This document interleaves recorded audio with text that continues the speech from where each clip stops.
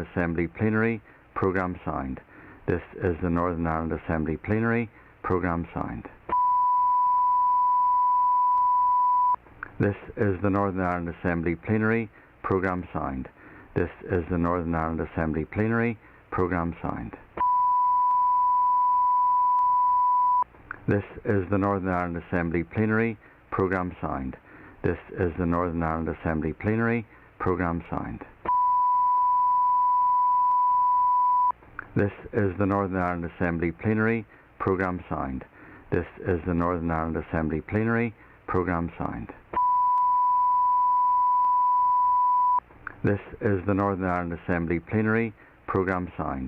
This is the Northern Ireland Assembly Plenary Programme signed. This is the Northern Ireland Assembly Plenary Programme signed. This is the Northern Ireland Assembly Plenary Programme signed. This is the Northern Ireland Assembly Plenary Programme signed. This is the Northern Ireland Assembly Plenary Programme signed. This is the Northern Ireland Assembly Plenary Programme signed. This is the Northern Ireland Assembly Plenary Programme signed. This is the Northern Ireland Assembly Plenary Programme signed. This is the Northern Ireland Assembly Plenary Programme signed. This is the Northern Ireland Assembly Plenary Programme signed. This is the Northern Ireland Assembly Plenary Programme signed. This is the Northern Ireland Assembly Plenary Programme signed. This is the Northern Ireland Assembly Plenary Programme signed. This is the Northern Ireland Assembly Plenary Programme signed. This is the Northern Ireland Assembly Plenary Programme signed. This is the Northern Ireland Assembly Plenary Programme signed. This is the Northern Ireland Assembly Plenary Programme signed. This is the Northern Ireland Assembly Plenary Programme signed. This is the Northern Ireland Assembly Plenary Programme signed. This is the Northern Ireland Assembly Plenary Programme signed. This is the Northern Ireland Assembly Plenary Programme signed. This is the Northern Ireland Assembly Plenary Programme signed. This is the Northern Ireland Assembly Plenary Programme signed. This is the Northern Ireland Assembly Plenary Programme signed. This is the Northern Ireland Assembly Plenary Programme signed. This is the Northern Ireland Assembly Plenary Programme signed. This is the Northern Ireland Assembly Plenary Programme signed. This is the Northern Ireland Assembly Plenary Programme signed. This is the Northern Ireland Assembly Plenary Programme signed. This is the Northern Ireland Assembly Plenary Programme signed. This is the Northern Ireland Assembly Plenary Programme signed. This is the Northern Ireland Assembly Plenary Programme signed. This is the Northern Ireland Assembly Plenary Programme signed. This is the Northern Ireland Assembly Plenary Programme signed. This is the Northern Ireland Assembly Plenary Programme signed. This is the Northern Ireland Assembly Plenary Programme signed. This is the Northern Ireland Assembly Plenary Programme signed. This is the Northern Ireland Assembly Plenary Programme signed. This is the Northern Ireland Assembly Plenary Programme signed. This is the Northern Ireland Assembly Plenary Programme signed. This is the Northern Ireland Assembly Plenary Programme signed. This is the Northern Ireland Assembly Plenary Programme signed. This is the Northern Ireland Assembly Plenary Programme signed. This is the Northern Ireland Assembly Plenary Programme signed. This is the Northern Ireland Assembly Plenary Programme signed. This is the Northern Ireland Assembly Plenary Programme signed. This is the Northern Ireland Assembly Plenary Programme signed. This is the Northern Ireland Assembly Plenary Programme signed. This is the Northern Ireland Assembly Plenary Programme signed. This is the Northern Ireland Assembly Plenary Programme signed. This is the Northern Ireland Assembly Plenary Programme signed. This is the Northern Ireland Assembly Plenary Programme signed. This is the Northern Ireland Assembly Plenary Programme signed. This is the Northern Ireland Assembly Plenary Programme signed. This is the Northern Ireland Assembly Plenary Programme signed. This is the Northern Ireland Assembly Plenary Programme signed. This is the Northern Ireland Assembly Plenary Programme signed. This is the Northern Ireland Assembly Plenary Programme signed. This is the Northern Ireland Assembly Plenary Programme signed. This is the Northern Ireland Assembly Plenary Programme signed. This is the Northern Ireland Assembly Plenary Programme signed. This is the Northern Ireland Assembly Plenary Programme signed. This is the Northern Ireland Assembly Plenary Programme signed. This is the Northern Ireland Assembly Plenary Programme signed. This is the Northern Ireland Assembly Plenary Programme signed. This is the Northern Ireland Assembly Plenary Programme signed. This is the Northern Ireland Assembly Plenary Programme signed. This is the Northern Ireland Assembly Plenary Programme signed. This is the Northern Ireland Assembly Plenary Programme signed. This is the Northern Ireland Assembly Plenary Programme signed. This is the Northern Ireland Assembly Plenary Programme signed. This is the Northern Ireland Assembly Plenary Programme signed. This is the Northern Ireland Assembly Plenary Programme signed. This is the Northern Ireland Assembly Plenary Programme signed. This is the Northern Ireland Assembly Plenary Programme signed. This is the Northern Ireland Assembly Plenary Programme signed. This is the Northern Ireland Assembly Plenary Programme signed. This is the Northern Ireland Assembly Plenary Programme signed. This is the Northern Ireland Assembly Plenary Programme signed. This is the Northern Ireland Assembly Plenary Programme signed. This is the Northern Ireland Assembly Plenary Programme signed. This is the Northern Ireland Assembly Plenary Programme signed. This is the Northern Ireland Assembly Plenary Programme signed. This is the Northern Ireland Assembly Plenary Programme signed. This is the Northern Ireland Assembly Plenary Programme signed. This is the Northern Ireland Assembly Plenary Programme signed. This is the Northern Ireland Assembly Plenary Programme signed. This is the Northern Ireland Assembly Plenary Programme signed. This is the Northern Ireland Assembly Plenary Programme signed. This is the Northern Ireland Assembly Plenary Programme signed. This is the Northern Ireland Assembly Plenary Programme signed. This is the Northern Ireland Assembly Plenary Programme signed. This is the Northern Ireland Assembly Plenary Programme signed. This is the Northern Ireland Assembly Plenary Programme signed. This is the Northern Ireland Assembly Plenary Programme signed. This is the Northern Ireland Assembly Plenary Programme signed. This is the Northern Ireland Assembly Plenary Programme signed. This is the Northern Ireland Assembly Plenary Programme signed. This is the Northern Ireland Assembly Plenary Programme signed. This is the Northern Ireland Assembly Plenary Programme signed. This is the Northern Ireland Assembly Plenary Programme signed. This is the Northern Ireland Assembly Plenary Programme signed. This is the Northern Ireland Assembly Plenary Programme signed.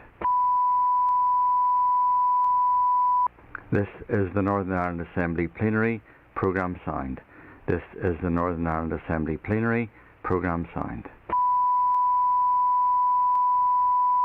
This is the Northern Ireland Assembly Plenary Programme signed.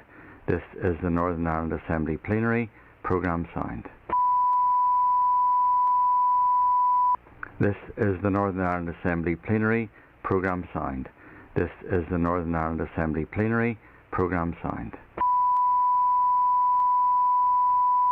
This is the Northern Ireland Assembly Plenary Programme signed. This is the Northern Ireland Assembly Plenary Programme signed.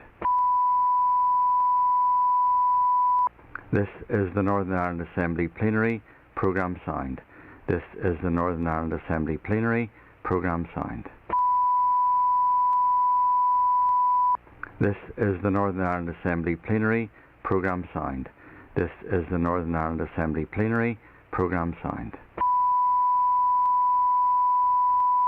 This is the Northern Ireland Assembly Plenary Programme signed. This is the Northern Ireland Assembly Plenary Programme signed.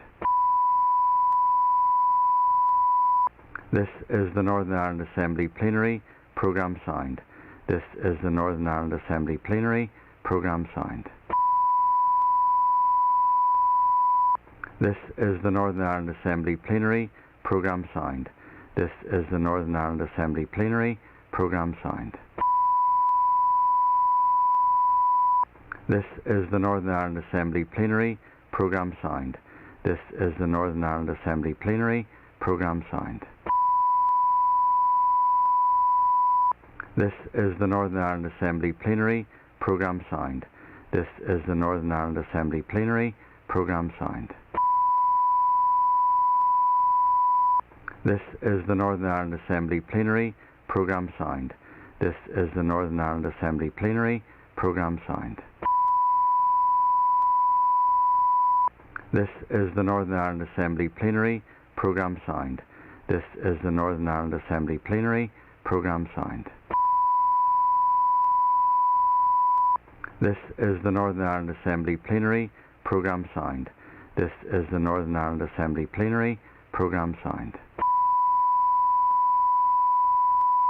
This is the Northern Ireland Assembly Plenary Programme signed. This is the Northern Ireland Assembly Plenary Programme signed. This is the Northern Ireland Assembly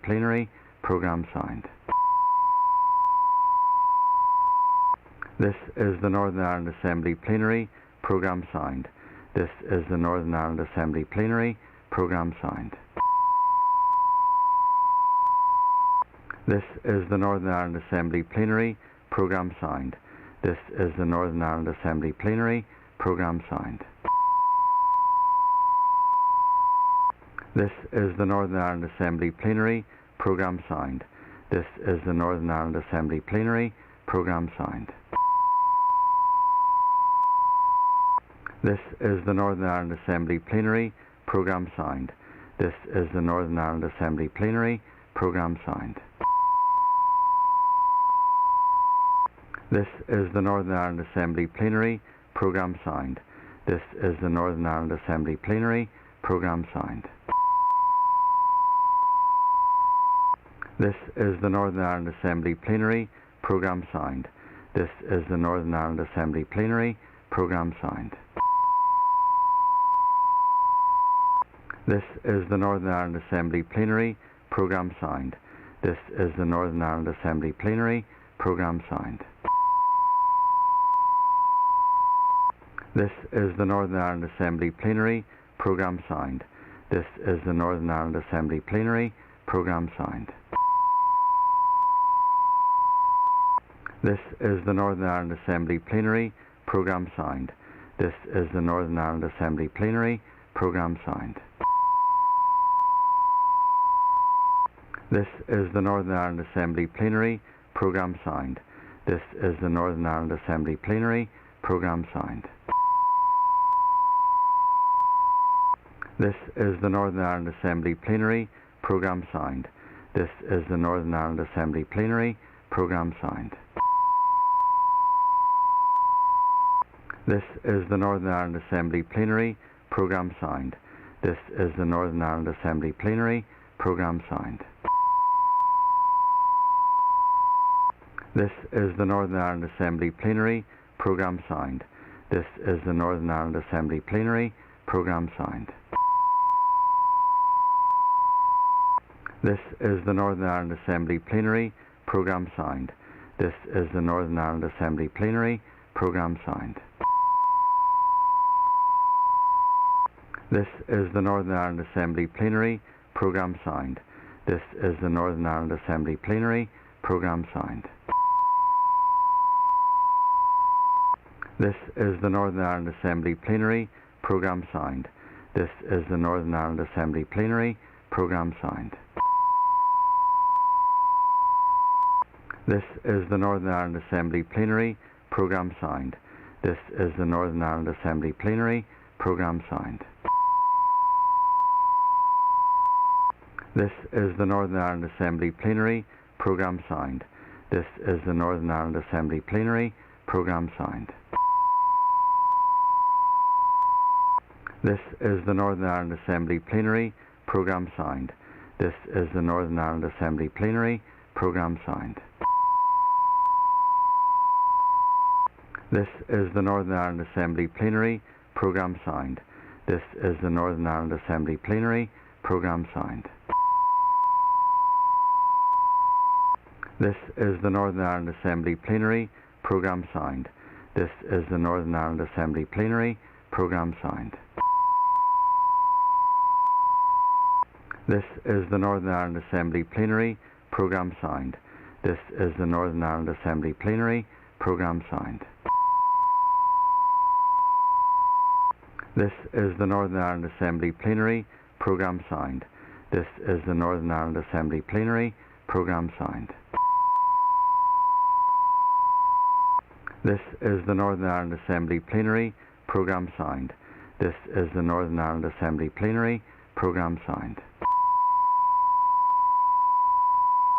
This is the Northern Ireland Assembly Plenary Programme Signed. This is the Northern Ireland Assembly Plenary Programme Signed.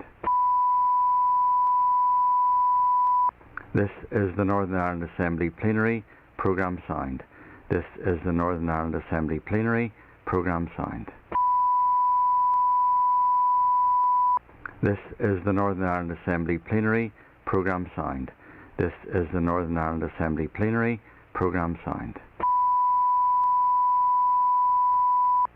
This is the Northern Ireland Assembly Plenary Programme Signed. This is the Northern Ireland Assembly Plenary Programme Signed. This is the Northern Ireland Assembly Plenary Programme Signed. This is the Northern Ireland Assembly Plenary Programme Signed. This is the Northern Ireland Assembly Plenary Programme Signed. This is the Northern Ireland Assembly Plenary Programme Signed. This is the Northern Ireland Assembly Plenary Programme Signed. This is the Northern Ireland Assembly Plenary Programme Signed.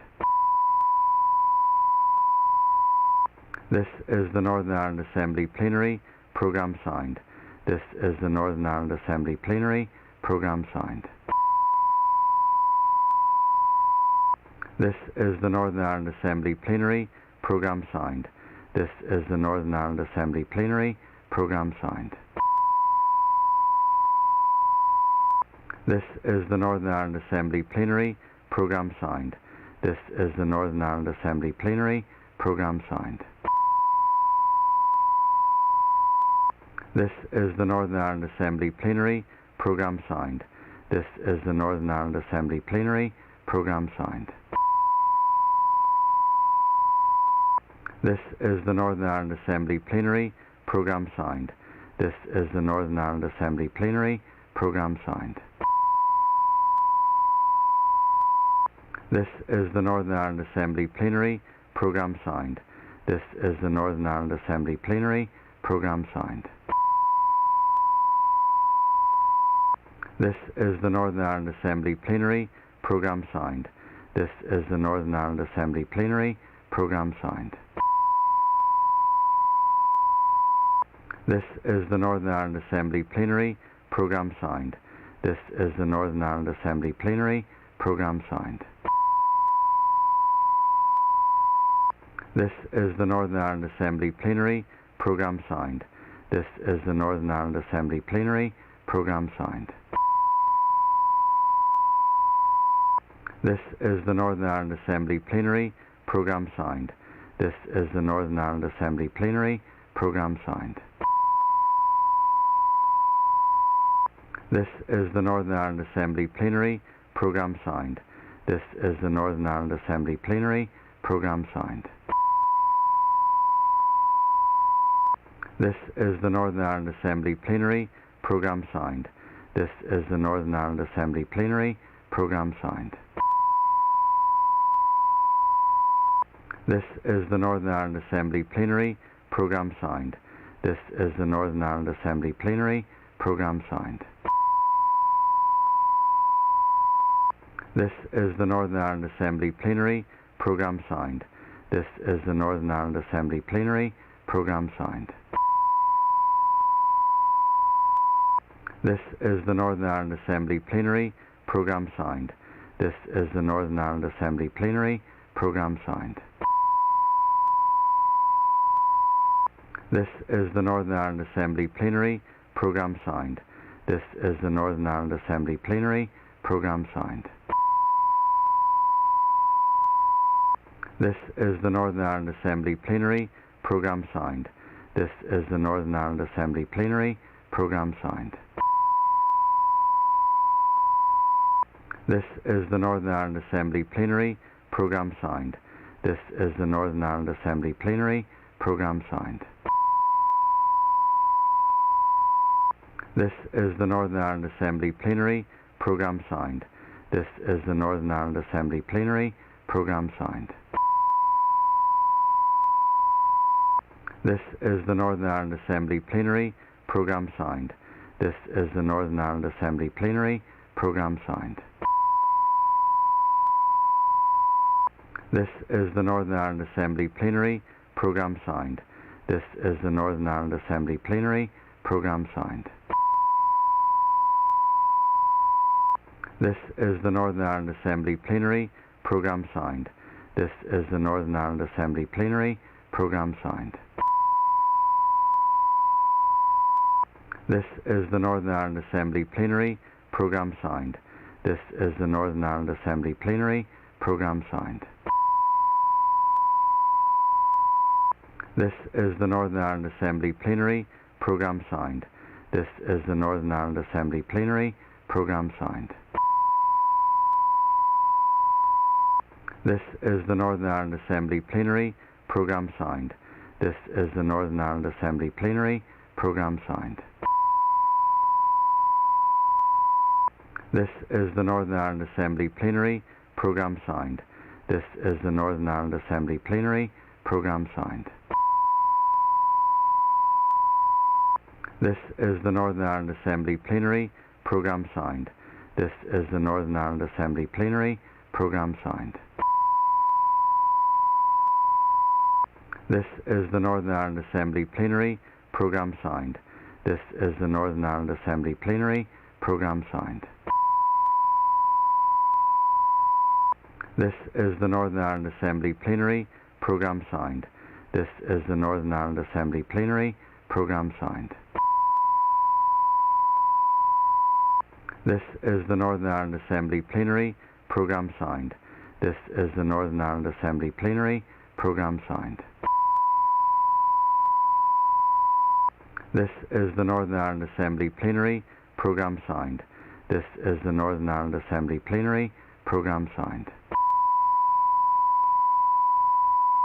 This is the Northern Ireland Assembly Plenary Programme Signed. This is the Northern Ireland Assembly Plenary Programme Signed.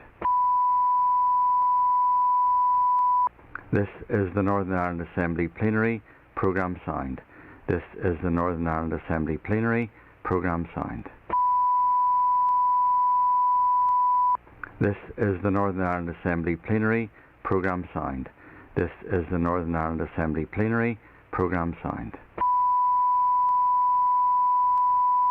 This is the Northern Ireland Assembly Plenary Programme signed. This is the Northern Ireland Assembly Plenary Programme signed. This is the Northern Ireland Assembly Plenary Programme signed. This is the Northern Ireland Assembly Plenary Programme signed. This is the Northern Ireland Assembly Plenary Programme signed. This is the Northern Ireland Assembly Plenary Programme signed. This is the Northern Ireland Assembly Plenary Programme signed. This is the Northern Ireland Assembly Plenary Programme signed. This is the Northern Ireland Assembly Plenary Programme signed. This is the Northern Ireland Assembly Plenary Programme signed. This is the Northern Ireland Assembly Plenary Programme signed. This is the Northern Ireland Assembly Plenary Programme signed. This is the Northern Ireland Assembly Plenary Programme signed. This is the Northern Ireland Assembly Plenary Programme signed. This is the Northern Ireland Assembly Plenary Programme signed. This is the Northern Ireland Assembly Plenary Programme signed. This is the Northern Ireland Assembly Plenary Programme signed. This is the Northern Ireland Assembly Plenary Programme signed. This is the Northern Ireland Assembly Plenary Programme signed.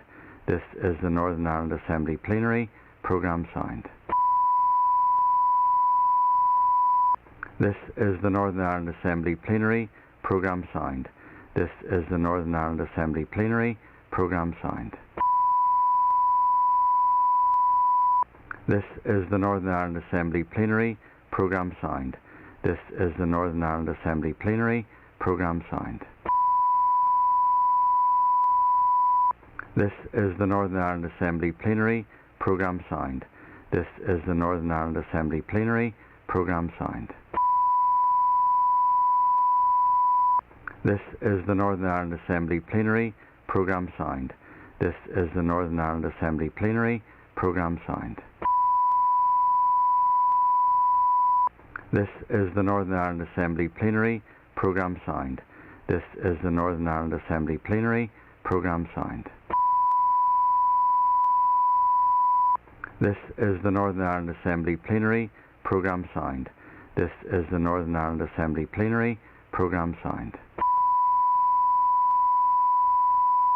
This is the Northern Ireland Assembly Plenary Programme signed. This is the Northern Ireland Assembly Plenary Programme signed. This is the Northern Ireland Assembly Plenary Programme signed.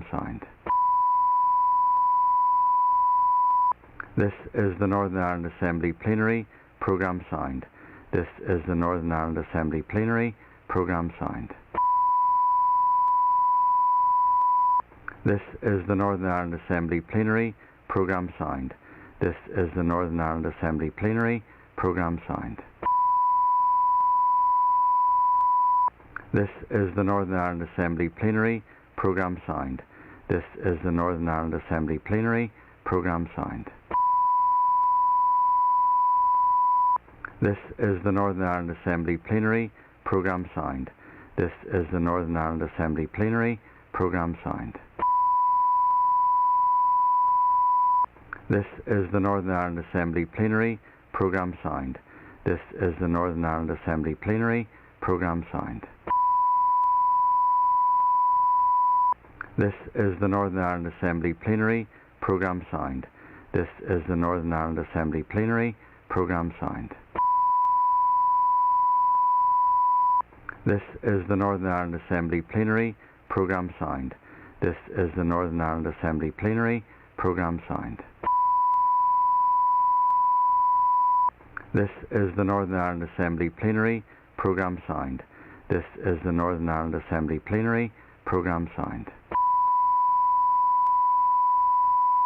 This is the Northern Ireland Assembly Plenary Programme signed. This is the Northern Ireland Assembly Plenary Programme signed. This is the Northern Ireland Assembly Plenary Programme Sound. This is the Northern Ireland Assembly Plenary Programme Sound. This is the Northern Ireland Assembly Plenary Programme Sound. This is the Northern Ireland Assembly Plenary Programme Sound. This is the Northern Ireland Assembly Plenary Programme Sound. This is the Northern Ireland Assembly Plenary Programme Sound. This is the Northern Ireland Assembly Plenary Programme Sound. This is the Northern Ireland Assembly Plenary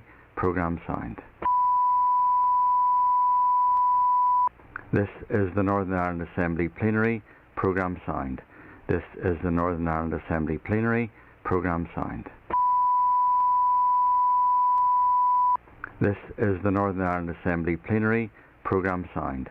This is the Northern Ireland Assembly Plenary Programme Sound.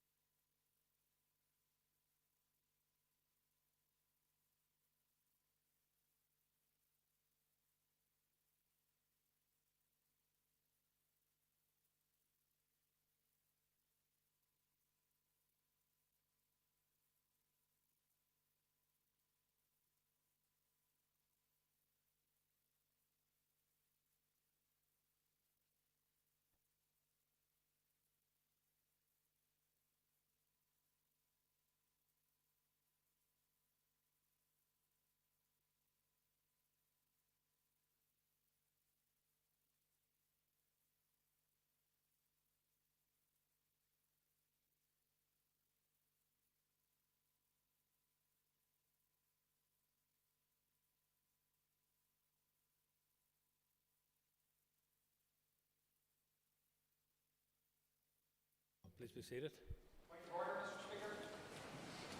Order, Mr. Buckley. Mr. Speaker, Standing Order 69, subsection 5b, relates to members' interest. It states in relation to declarations, and I quote, "A member who has a relevant interest in the matter must declare that interest before taking part in any proceedings of the Assembly relating to that matter." Can I ask the Speaker, given his involvement as sharing the Bobby Story funeral on his social media sites, can he inform the House, has he sought advice in relation to this matter? Given the huge public interest in today's proceedings and the crisis in confidence and accountability now at the heart of this Assembly, it is in the public interest and for the credibility of this Assembly and in the interest of transparency that today's debate is seen to be charged by someone who does not have a perceived conflict of interest. Has the Speaker taken such advice, and can he share it with the House? Well, I want to thank the member for raising the point of order. The member will know that this matter has been raised before, and I have made it very clear that in the first instance, under no circumstances would I wish to breach any guidelines, and that's I want to make that very clear yet again. I have sought advice, and it is I am perfectly entitled and able to participate and preside over this particular meeting, which has been called today to discuss a very important matter. So I'm satisfied that I am well able and professional enough to conduct my role as a Speaker, as I think that I have proven that since the day I took up this role, that no one can say that I have acted in any prejudicial way to anyone or to any party on any item of business over the past year, and I will stand over that record until the day I leave this particular position, and I would make members to recognise that fact. So, as far as I'm concerned, it is in order for me to preside over those proceedings. We draw to your attention that both two of the Deputy Speakers have signed the motion today. One or the other, the Principal Deputy Speaker, is on record as saying he'll be speaking on this matter, which they're quite entitled to do so. So I think it's incumbent for us as the chairs of these proceedings that we act in a professional manner, that we conduct ourselves in the impartial and independent manner that we are obliged to do by law. I stand over my role in that, I stand over my competence in that, and I stand over my professionalism in that. So therefore, as far as I'm concerned, the issue of the post which was shared in my local constituency Facebook page, which I don't manage, which I never see, that was advertising the online streaming of the event, and I have no further comment to make on that matter. Mr. Speaker, given that you shared the social media post promoting a mass gathering during COVID regulations that prohibited such gatherings, given that not only that but some of your family members attended said funeral, is it in order for the House to adjourn to see the advice that you have received to ensure that we can have credibility in today's proceedings and the public can rightly ask for the transparency in this place, given what has gone on over this past few days? Well, I just want to make my final comment on that, and I think you're starting to stray into very difficult territory when you're starting to refer to members of my family, and I think you should desist from that line of an approach. As far as I'm concerned, members of this House can all testify to my impartiality and independence in presiding over all the proceedings that I have done so in the past year. Members of this House and the general public will be able to determine by the end of these proceedings this afternoon that I have continued to act professionally and conducted myself on the basis of the legal status that I have here, that I am professional, competent and well within my entitlements to preside over these proceedings in a professional manner. And I prefer, and in fact, I will not be responding to any further points of order on this.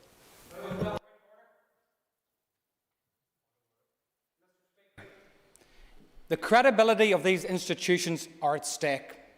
The public are rightly calling for transparency. I in no way am making comment on your previous conduct in the chair. What I am saying is that I perceive, and indeed many in our community and in this House perceive, there to be a direct conflict of interest as to you proceeding as chair during this debate. I would ask further, can the House adjourn to receive such advice that you have been given? And if it is such a point where the Deputy Speakers are not available, can we not move to a point where we appoint a temporary Speaker to ensure that the public can have confidence in this sitting today? As a point of order, Mr. Frew. Mr. Speaker, given everything you've said in response to my colleague, and whether you've stated out your position on the guidance for which you lead, is it wise for you to have the chair in this debate? Look, all I would say is that there are matters which arise in this chamber throughout the tenure of all mandates. There are often very difficult and very challenging debates which ensue, which have to be presided over by somebody. From the start of this Assembly in 1998, 1999, there have been many debates, very difficult and very challenging, controversial matters. The Speaker of the day has always presided over those matters. We've always determined by the end of each mandate and each tenure that the Speakers have, whether people like them or not individually, regardless of anything else. But the fact of the matter is we've always made sure that we live by the rulings of the Speakers. The Speakers have always managed the proceedings of the Assembly in a professional, independent and impartial manner. You've acknowledged that you have no grounds upon which to accuse me of doing anything else since I took on this role. So I would invite you then to make your judgment at the end of the proceedings, when I will again demonstrate my professional ability and my, as I say, my impartiality and independence in the way in which I conduct the business of this Assembly. Speaker, this is a credibility issue in relation to the debate that we have before us today. There's public confidence at stake here. I would urge the Speaker to adjourn the House, to brief party leaders as to the advice that he has received, and seek for a temporary Speaker. Thousands of families have had to endure restrictions whereby they laid their loved ones to rest in isolation. Meanwhile, we have a party in this House, namely Sinn Féin, that went to that funeral and had no regard for the regulations that were put in place. Mr. Speaker, that is calling into question your credibility for being an independent chair in this debate, given your role in that funeral as by promoting it online. So I would ask the Speaker very clearly to think of the credibility of this institution and allow members time to hear the advice and reconsider and put a temporary Speaker in place. Well, you will be aware that it's not the common practice at all, the convention or the appropriate matter to do, to advise, to give people advice on legal advice that one has received. So therefore I propose that we should move on into the debate and let people judge the credibility of the proceedings at the end of the proceedings, because it's an unusual step to adjourn on such a fashion. As I've said, there are many issues which are challenging for all sides of the House. So no matter who would be taking on the chair of any particular session, then there may well be questions asked as to whether or not that was appropriate or not. We have to judge the speakers and respect the role of the speakers, even though sometimes we may be uncomfortable about the matters being under debate. And that's my view on that. Outlined the standing order by which I think this has to be adjourned. A relevant interest to any matter must declare that interest before taking part in any proceedings of the Assembly relating to that matter. There is no doubt on this matter that is before us today, this very serious issue of public confidence. Your own impartiality is in question, and I would ask the Speaker, for the credibility of this institution and for the sake of this debate today, to adjourn the House, appoint a temporary Speaker and allow a fair hearing of this debate today that can be perceived by all in our community as being fair and balanced. Well, I've heard the member, and again I thank the member for bringing this to the attention of the Assembly. It has been discussed before. In fact, it was discussed last July, as I understand it, when I was still shielding. And as far as I'm concerned, I've made a ruling that I have received advice. I'm satisfied that I have proven, since the moment I took up my office as Speaker of this House, that I have demonstrated my utmost professional and impartiality and independence in the conduct of my role. I will continue to do that, and people will judge me on that basis. And I'm satisfied that the judgment will be one which is positive. So the Speaker's ruling is final. I don't intend to adjourn the House. I intend to proceed with the matter on the order paper, and let's then conduct this business on the professional basis that we're here to do, and give confidence to the public that the very important matter which is on the subject of the motion today will be dealt with professionally in a mature way. People will have their robust arguments and so on and so forth, and that's entitlement of every member of this House. I've made a ruling. The Speaker's ruling is final, and I'm asking people to respect that, and I want to move on to the agenda itself on the order paper. Speaker, I'm sorry, but I can't let this drop, because public confidence is at stake. You asked that we proceed in a professional and mature manner. Surely a professional and mature manner would mean an impartial chair who has no perceived conflict of interest on this matter. We have the ability to appoint temporary speakers. It was done when this was debated in July. I would ask that it is done again and that we can ensure full public confidence on this matter. Mr Buckley, I have made a ruling, and the Speaker's ruling is final, as you are well aware. You and I have had discussions about this matter privately in my office in the last number of months. I think you fully understand my position. You yourself have personally acknowledged in this House this morning that you have no issue to take with any of the conduct of my role as Speaker. So, as I've said, I've made a ruling, I'm not going to change that ruling, and I want us to move on to the order paper and conduct the business as we're here to discuss today. Thank you.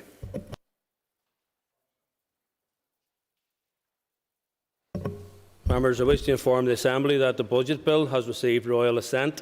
The Budget Act NI 2021 became law on the 23rd of March 2021. It is Chapter 4. Moving on to the private members' business, the order paper. And members, before we begin the debate today, I want to make clear that I am not aware of any active proceedings in relation to the matter addressed by the motion, and therefore the sub judice rule does not apply today. However, I am aware that a statement from the PPS yesterday referred to an entirely separate decision to prosecute 2 individuals. Members are therefore encouraged not to refer to the substance of what may be active criminal proceedings if they do so. If they do so, they must ensure that their remarks will not prejudice the outcome. As I have said, the sub judice rule does not apply to the motion in hand this morning. Members have been given notice by not less than 30 members under Standing Order 11. I have summoned the Assembly to meet today for the purpose of debating a motion on breaches of executive COVID-19 messaging by ministers. Clerk, please read the motion. That this Assembly acknowledges the pain endured by families across Northern Ireland who have experienced loss during the COVID-19 crisis, expresses its sincere condolences to those who, in periods of trauma and loss, were unable to say goodbye to loved ones, further expresses its gratitude to those who have followed the public health guidelines and played their part in keeping their neighbourhoods, communities and the health service safe, regrets the actions of those in positions of elected office who breached the Executive's public health messaging and undermined efforts to prevent transmission of the virus, and condemns the Deputy First Minister and the Minister for Finance for their actions which have caused immense hurt and undermined the Executive's public health message. And I call Nichola Mallon to move the motion. Thank you, Mr. Speaker. I rise to speak. Thank you. The Business Committee has agreed to allow up to 2 hours for this debate. You will have 10 minutes to speak or to propose the motion and 10 minutes to wind. All other speakers will have 5 minutes. As the motion refers specifically to 2 individuals, they will be given an opportunity to reply as private members at the end of the debate, should they wish to do so. Before we begin the debate, I want to make clear that I am not aware of any active proceedings in relation to the matters addressed by the motion, and therefore the sub judice rule does not apply. I call on Ms Mallon to open the debate. Mr. Speaker, I rise to speak as the Deputy Leader of the SDLP, and with deep regret that in the midst of a public health crisis, we have had to come here today to give voice to so many of our citizens who feel so hurt and so betrayed. I rise not to score any political points, not to add to the grief of any family in the North who have lost a loved one in the last year, and certainly not to undermine the critically important messages and instructions that we must all continue to follow in regard to suppressing COVID-19 and moving our people into a more hopeful and new era.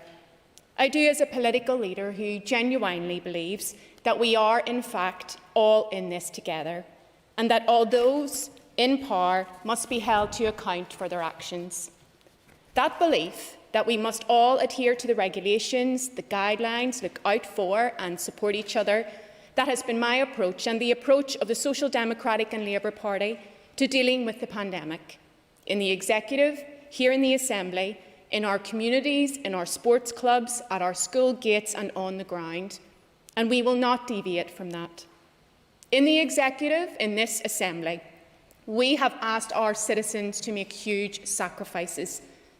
The biggest sacrifice asked of our people since last March has been that asked of the family and friends of the deceased. To bury a loved one with no wake and only a small number of people in attendance robs us of a final act of love, an act of grace in parting and a final comfort for the bereaved. It goes against our very nature. We have a uniquely Irish way of managing death, and it gives enormous comfort to our people to open up their doors when faced with death, to embrace the comfort offered by our family and community. On this island, our wakes and burials are a crucial act of closure. The restrictions require people to set that aside. And what a sacrifice that is.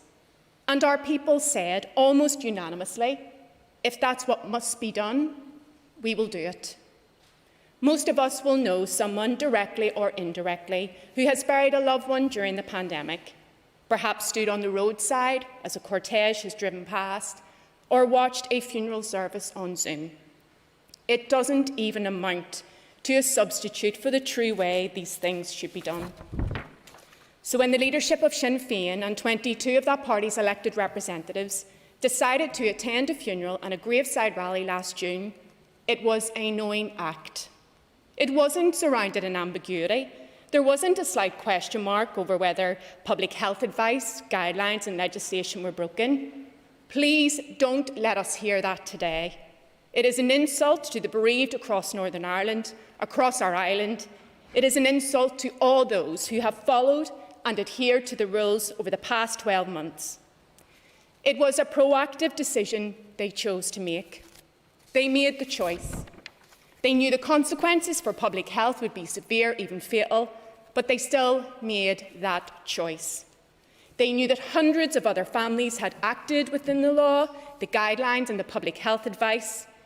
They knew that by their actions, they were putting themselves above the law, but they still made that choice. They knew too there would be political fallout, but they still made that choice. They knew what the restrictions they designed and implemented in the executive meant. They knew because, along with the guidance and public health advice, the Deputy First Minister and the Finance Minister made them. I sat in the meeting and saw them do it, and then I watched on television as they broke them. And if they were confused, as they subsequently claimed in police interviews, why did they not raise this around the executive table at the time? Why did they pretend to the public during the daily press conferences that they did understand? If virtually every family knew, then why didn't Sinn Féin public representatives know? The truth is, they did. We all knew, but they chose to break them anyway. It was a deliberate, proactive calculation that they would set aside the law they had made because it suited their agenda. They made that choice. Sinn Féin made the choice not to stand with the people, but put themselves above them. Over the past few days, there has been commentary in certain quarters that the SDLP is acting for political capital. That is untrue. Today, it is not just the SDLP who is calling out the purposeful rule-breaking, but every single party in the executive, alongside our colleagues in the Green Party. This is not a political fight. This is a question of doing what is right. It is to show people, the families across our island who have made huge sacrifices, that those who imposed the rules then broke them, and they must be held to account. This is no longer about a funeral. It is now an issue of why Sinn Féin believes they are above the restrictions, above the law, above the public health advice. We are here today to hear Sinn Féin account for their actions, to answer the question countless citizens across the North are asking: why is it one rule for the political elite in Sinn Féin and one rule for the rest of us? Had the Deputy First Minister acknowledged last July that mistakes had been made, had she made a sincere apology then, I believe we wouldn't be here today. But the arrogance of Sinn Féin and the refusal to acknowledge, explain, give a full apology brings us here today. Enough of the wordplay. No more diluted, craftily worded apologies. I ask the leadership of Sinn Féin, let this be the day when, without qualification or equivocation, you do offer the people of the North a full explanation. At all times, but especially in a crisis, people look to those in positions of political leadership to be honest with them, to protect them, to put their interests first and to lead by example. They look to leaders to stand with them, not above them, to hold themselves to a higher standard, not a different standard, and at the very least follow the rules they and their parties set. All of us, and there can be no excuses, are fully aware of the 7 rules of public life that all ministers have committed to upholding: selflessness, integrity, objectivity, accountability, openness, honesty and leadership. Leadership underpins it all. And the truth is, be it the actions of Sammy Wilson and Arlene Foster's refusal to sanction and condemn his actions, or the actions of Michelle O'Neill and Conor Murphy in this instance, people rightly feel failed. And just as people look to their political leaders for leadership, at all times people look to the police for independence, impartiality and therefore consistency up in holding the rule of law. Where is the consistency in the policing response to the Black Lives Matter protesters, to the family of those remembering their loved ones brutally murdered at Sean Graham's Bookmakers in the Ormer Road, to the crowd of loyalist paramilitaries in Pitt Park, to the funeral of Francie McNally, to the funeral of Bobby Storey? These are serious questions, and we will rigorously pursue all of these answers through the accountability structures of the Policing Board. As I draw my remarks to a close, I call on this Assembly to stand up for people across our island who have made so many sacrifices, to stand up for truth and justice, for fairness and for accountability. It is what all of the families grieving across our island, all of our citizens struggling through this painful pandemic deserve. Mr. Speaker, the SDLP brought this motion today to give voice to our citizens. And as I end, I want to make a plea to the people across Northern Ireland who have faithfully followed the asks made of them time and time again at the joint press conferences by the First and Deputy First Ministers. I want to appeal to all those who have adhered to the regulations and guidance set, who made countless personal sacrifices for the common good, and who rightly feel angry and betrayed. I plead with the people of Northern Ireland, and in the words of James Main, a grieving son who couldn't lift his father's coffin, who watched his father's cremation through a screen, who sacrificed that crucial act of closure we all need. Regardless of those who break the rules, please know you're a better person for following them. Thank you, Mr. Speaker. Thank you, and I call Arlene Foster. Thank you very much, Mr. Speaker. Mr. Speaker, in Northern Ireland, often too much is made of what divides us. But what we do hold in common is a reverence for life, for family and for community.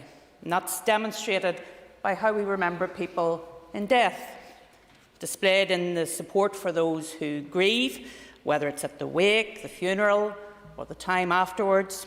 And these are unspoken obligations inherited right down throughout the generations.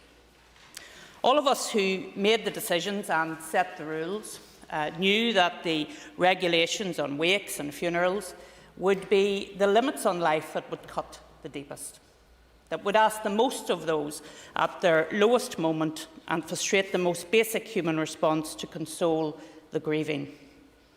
It is to the immense credit of the bereaved and their families and communities right across all of Northern Ireland that the most difficult limit on our lives was abided by throughout the pandemic by the vast majority. They bore a heavier burden than us. They protected us. They acted in the common good. The credit they deserve is only matched by the shame that Sinn Féin should feel for their actions last June. I take nothing away from the grieving family on that occasion. For Sinn Féin, however, they chose to act in a way that breached the regulations on funerals at that time, and in so doing happily sent a signal to everyone else in Northern Ireland that it was one rule for them and one rule for the rest of us. The actions of senior Sinn Féin representatives, the Sinn Féin Deputy First Minister, their executive ministers, Sinn Féin members of the Northern Ireland Policing Board, sparked the political crisis. And once again, the message from Sinn Féin was clear: ourselves alone, ourselves first, regardless of the cost of undermining the public health messaging. The wake, the funeral procession of thousands, the political rally were clear and premeditated breaches of the COVID regulations. The prioritisation at Roselawn over other grieving families was hurtful, ignorant and callous in the extreme. Acts of arrogance, acts of self-entitlement acts of privilege. Sinn Féin calls for equality, respect and integrity, but actually demonstrates the opposite. When someone believes that they are above the law, where clear and premeditated breaches of COVID regulations were made, it has to be said that there is a rightful expectation of everyone that the police and the justice system shows that they are not above the law. And what adds insult to injury is that that rightful expectation has been failed. Sadly, the police abdicated its responsibilities before the funeral, at the funeral and since the funeral. Decisions not to gather evidence, collaboration and knowledge of the plan of breaking regulations facilitated the breaches of thousands, foot-dragging on the investigation. And now individually all of those are unacceptable, but collectively they show that something is very much wrong. Much work will be required to rebuild levels of confidence within the community of the Police Service of Northern Ireland, and that really does concern me, because it's the failure of the PSNI command that has become a primary justification for the PPS refusal to prosecute, allied with the absurdity from the PPS that ignorance of the law is a defence in general.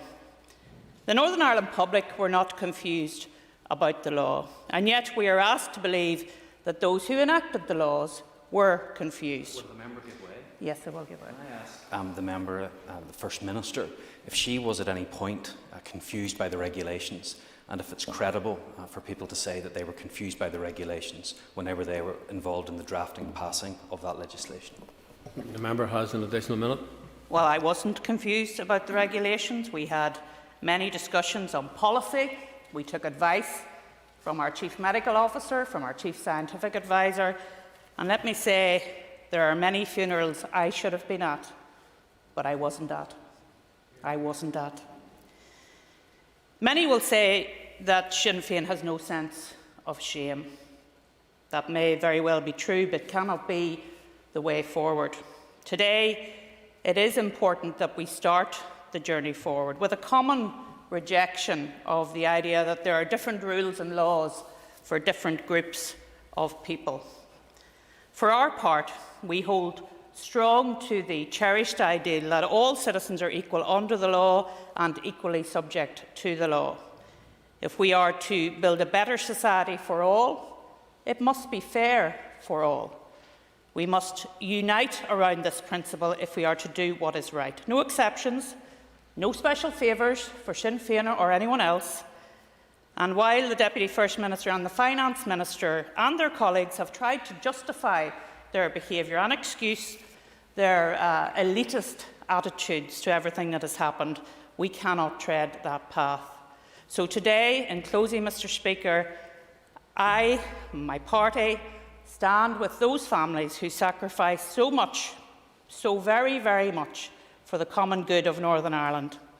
The battle to defend and protect the principle of equality before the law is more intense than ever, but it is a cause we must win for everyone. Thank you, Mr. Speaker. Thank you. And before we move on, could I ask Ms Mallon to formally move the motion? I formally move the motion, Mr. Speaker. Thank you. And I call Michelle O'Neill. And firstly, can I also confirm that I am speaking in the Chamber today in my role as an MLA? I take this opportunity to contribute as I have done on every available opportunity over the past 9 months since the death of my friend Bobby Story. I have done so in this Chamber on many occasions, at the TEO Committee, at the Executive, at the Party Leaders Forum and via the media press conferences. I wish to again say it today and to put on the public record that I am truly sorry for the hurt that has been caused to so many families who have lost a loved one during this time. My attendance at the funeral of Bobby Story was to support a family during their grief as he was laid to rest. Over the past 9 months, I have worked tirelessly to rebuild trust and confidence with the public as a result of undermining the public health message, and I will continue to work every day with ministerial colleagues, and I will continue to work across the 5 parties to take us through what is a global health pandemic, to save lives and to protect livelihoods. I am truly sorry that my actions have contributed to the grief or the heartache that has been felt and experienced by many people who've lost a loved one during this pandemic. That was never, ever my intention. And for that, I offer my heartfelt and unreserved apology to those families that have lost a loved one. I take very seriously my responsibility as a public office holder and as Deputy First Minister and Joint Head of Government. The events of that day were investigated by the police, with whom I gave, as you would expect, my full cooperation. The report published on the 30th of March by the PPS set out its judgment, which was made independently and impartially by the team of senior prosecutors assisted by senior counsel. I now understand a review of that judgment has now been requested, and I'll await the outcome of that. Nevertheless, it is unfortunate that this matter has divided the Executive and the Assembly that many of us worked so hard to bring about and to restore in order to get on with delivering public services to the public to whom we serve. We have made good progress in suppressing the virus and establishing a route map out of restrictions and in vaccinating the population despite all of the difficulties. The progress that has been achieved is entirely due to the support and the concerted effort of everyone. As a result, we have now reached a key turning point in the management of this crisis, where the Executive's attention is now able to move from purely controlling the public health response towards planning for economic health and societal recovery instead. My sincere commitment is to continue with this work, and that remains my #1 priority. Thank you, and I call Steve Aiken.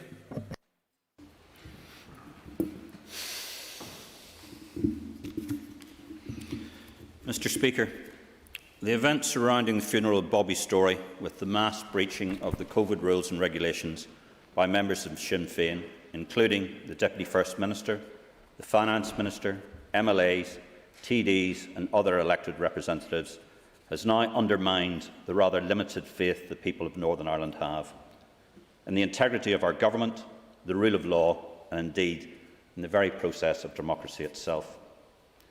At the core of all our concerns is now the fact, rather than the perception, that there is now a 2-tier justice and policing system here in Northern Ireland. There is one rule for Sinn Féin and another for the rest of us. For those of us who could not attend funerals of our loved ones and believed by our actions we could reduce the enormous burden on our health service, and believed in the adherence of rules, thought that our sacrifice would be matched by those that were in government. Indeed, that we all had a very reasonable expectation that those very government members who set and agreed the regulations would show leadership and actually follow the rules that they had agreed. There are many of us, despite our political differences, recognise a sorrowing and grieving family. I can understand grief, and I say to all of us, we cannot forget the very real sadness of the Story family. The fact that the loss that they suffered is being revisited by these events. But there are many others, including those of the Hume and Dalit family, and thousands of others who also wanted to grieve, but who accepted sacrifices had to be made for the good of us all. These families did not have organisers, stewards and liaisons, or coordination organised between the police and elected representatives. They did not allow their funerals to be used for propaganda. But above all, they did not flout the rules. Not because they didn't want to grieve, Mr Speaker, but because they understood that in the midst of a pandemic, it was the right thing to do. So let us remember why these rules and regulations were introduced and by whom. We are in the midst of an unprecedented public health emergency that has cost so far 2,115 lives and has infected over 120,000. Many of those who continue to suffer from long-term effects. There is also no doubt that there will have been and are direct links between crowds, proximity, public gatherings and the spread of the disease. While Sinn Féin opposite believes that the rule of law does not apply to them, the sharp scientific reality of viral infection does. Sinn Féin and its followers are not somehow immune. Infection, as they themselves have been keen to point out, recognises no borders. Indeed, by breaching the Irish Republic's rules of distance and travel, Sinn Féin's president and their finance spokesperson and the many others who travelled to Belfast broached those rules and regulations. They were, in all probability, vectors for the very disease that the Northern Ireland Executive, which the Sinn Féin is supposedly part of, said it was trying to control. In the midst of a pandemic, why would you risk it? Unless, of course, unfortunately, you didn't care. We have heard today that this isn't an orange and green issue. It isn't. It's an issue of public health, integrity and morality of government. The first duty of any government, regardless of circumstances, is the protection and safety of its people. Not a small section or an interest group or even a political party, of all the people. The old, the sick, the vulnerable, above all the vital healthcare and public service workers who have on several occasions been nearly overwhelmed by the tsunami of hospital admissions. It was to prevent the collapse of our national healthcare system, to stop our hospitals being overwhelmed, to prevent running out of ventilators and ICU beds, and to stop the burnout of critical staff that restrictions on our daily lives were introduced. Restrictions that none of us wanted, but restrictions based on the best scientific, medical and UK-wide advice that was available. We must all continue to follow that. But, Mr Speaker, as I draw our remarks to a close, I thought today that the Deputy First Minister had the opportunity to, rather than to apologise to this Assembly about the hurt that there was, but for actually breaching those rules and regulations and for actually attending that funeral. I have not heard that. That is what the people of Northern Ireland wanted to hear today to draw a line under this. Is there an opportunity that she might change her remarks and actually address the real issue on hand? Thank you, Mr Speaker. Thank you. And I call Kelly Armstrong. Thank you, Mr Speaker. If anyone had said a year ago we would be here on April Fool's Day to discuss how, after announcing to the public to stay at home in lockdown, a party of the recently formed executive would then ignore that message and instead choose to congregate in a group of up to 2,000 people, with the result that our pandemic public health message was undermined, I think anyone would have said, no way, that's not possible. So much for new decade, new approach. Here we are discussing the actions of Sinn Féin, who knew their actions were not in the spirit of the regulations, but who chose to flout the guidance because the Republican family needed them. No matter the technicalities of law that led PPS to their decision, Sinn Féin played fast and loose with the rules they asked the rest of us to follow. I am one of the families that lost a loved one who was not allowed to attend a funeral. My aunt was one of the many people who saw her husband go into hospital only to never come out, to never have a wake, to have a closed casket, to only have a few people by her side as he was laid to rest. I come from a large family. We are extremely close. We wanted to be there for her, to pay our respects to him, and to grieve as we would normally have done. We couldn't. We stuck to the rules. We didn't find a loophole. Today, my intention is not to upset a grieving family. Sinn Féin brought them into the spotlight through their own actions. By holding their own version of a state funeral, they decided nothing would stand in the way of a public show of Republican strength for a former senior member of the IRA, even a health pandemic. That event, I know, has been accepted by Minister O'Neill as having undermined our COVID health message. Not just at the moment, please. I put to this House the impact of that event possibly led to the spread of the virus and more COVID deaths as people disregarded the advice then to stay at home. It's not enough to apologise for the hurt that others feel. On behalf of the Alliance Party, I want a public apology from Sinn Féin for their actions and the event. The event, as Mary Lou MacDonald has confirmed, was meticulously planned. It was wrong. It went against the spirit of the regulations, and they and we all know it. To reiterate, I don't want Sinn Féin leadership to say sorry that I've been hurt or others have been hurt by their action. I want an apology for their action. I want you to say sorry for holding an event that went against the spirit and intention of COVID regulations that you demanded we follow. I don't know at this point if you regret the event, and if it was to happen again, would you do it again? PPS decision or not, this country needs to be able to trust political leaders. Following from RHI, there was a huge hill to climb to undo the damage done by the DUP on that matter. Instead of leading by example, Sinn Féin compounded the public's lack of trust in all of us. I have heard attempts to shift blame onto the police, to the prosecution service, onto the Justice Minister, and even to the Health Minister for how the regulations were written. These are all a distraction. Let's get back to the core issue. Ministers O'Neill and Murphy and others, as outlined in the motion, attended an event that was not within the spirit or intention of the regulations. Will they resign? No. Will this pull down the Assembly again? In the middle of a pandemic and during an economic crisis? It better not.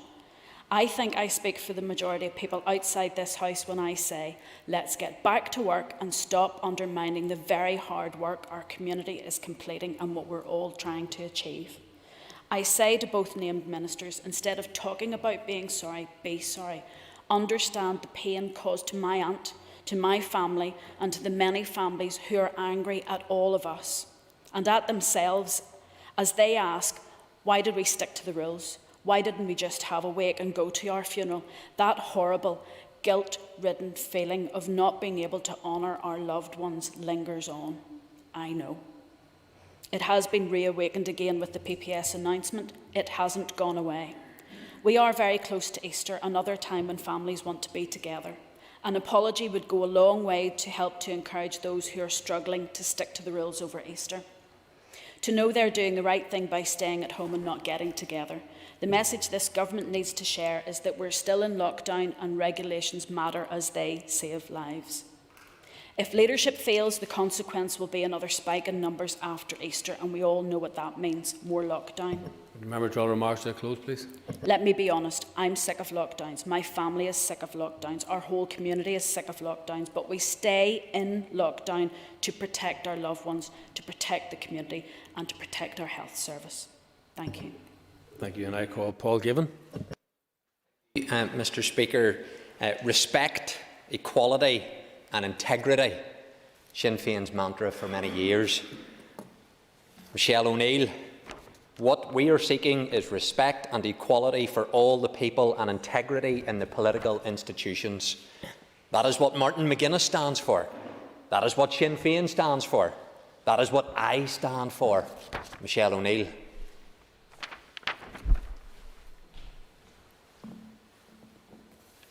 Minister in my church responds adequately in my constituency.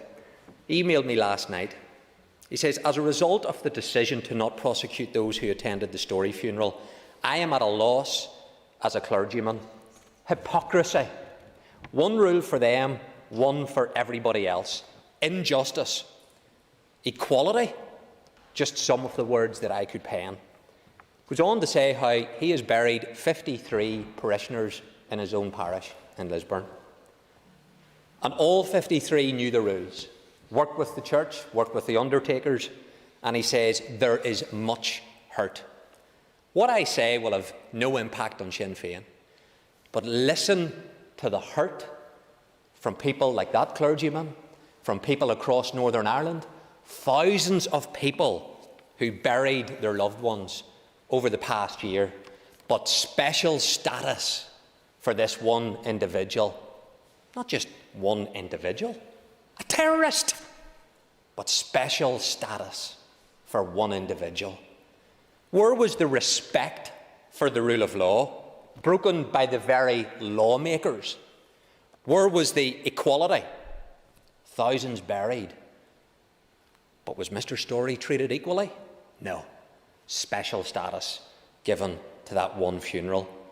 Roselawn locked out to other people. Special status given to that one family. Organised by Sinn Féin.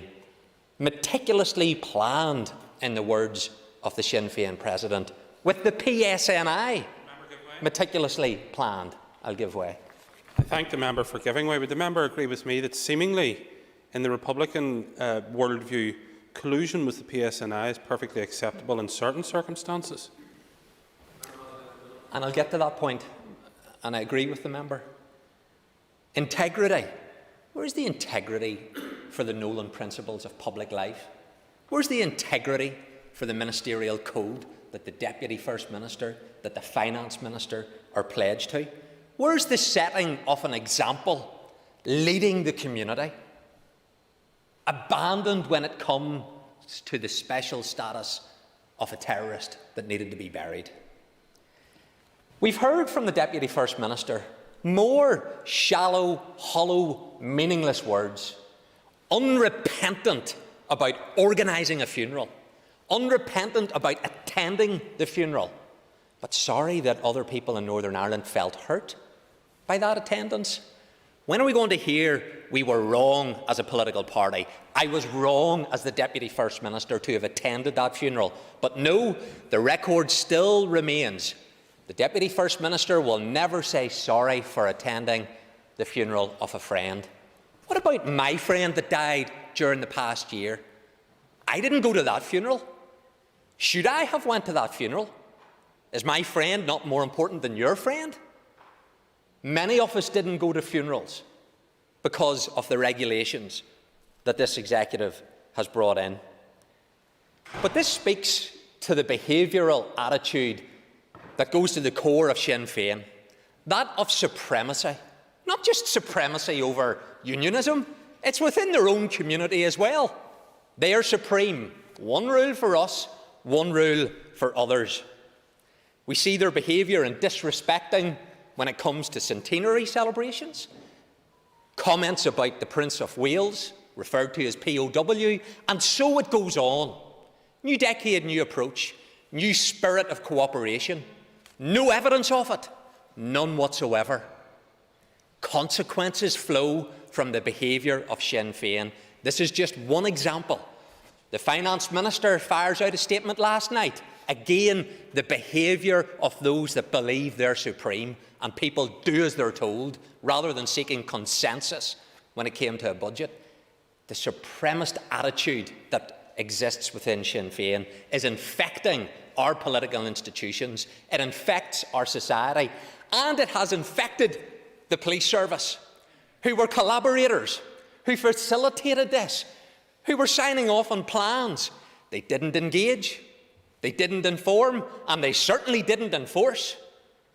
I feel sorry for the rank and file, because they are lions led by lambs to the slaughter, and there's consequences for confidence in policing as a result of the way in which the very highest levels of the police are now infected by seeking to appease the Republican campaign that pervades.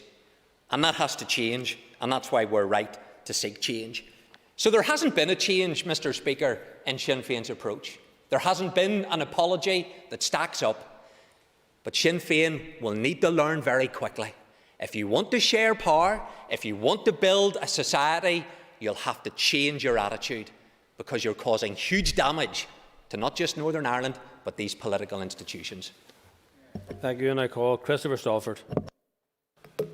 Thank you very much, Mr. Speaker. Sir, I think it's important that we place this debate in the context of the period of time that we've just lived through. Our people are living under crippling restrictions. Access to their friends, to their family, to their place of work is being actively restricted by the government. Our people have lost huge swathes of their liberty and their freedom. Our economy has been driven over a cliff in the name of controlling the COVID-19 virus. People have sacrificed and sacrificed and sacrificed over and over again in almost every aspect of their living day and their life. For many people, the epitome of the restrictions that they're living under, of course, relates to the circumstances in which they can bury their loved ones.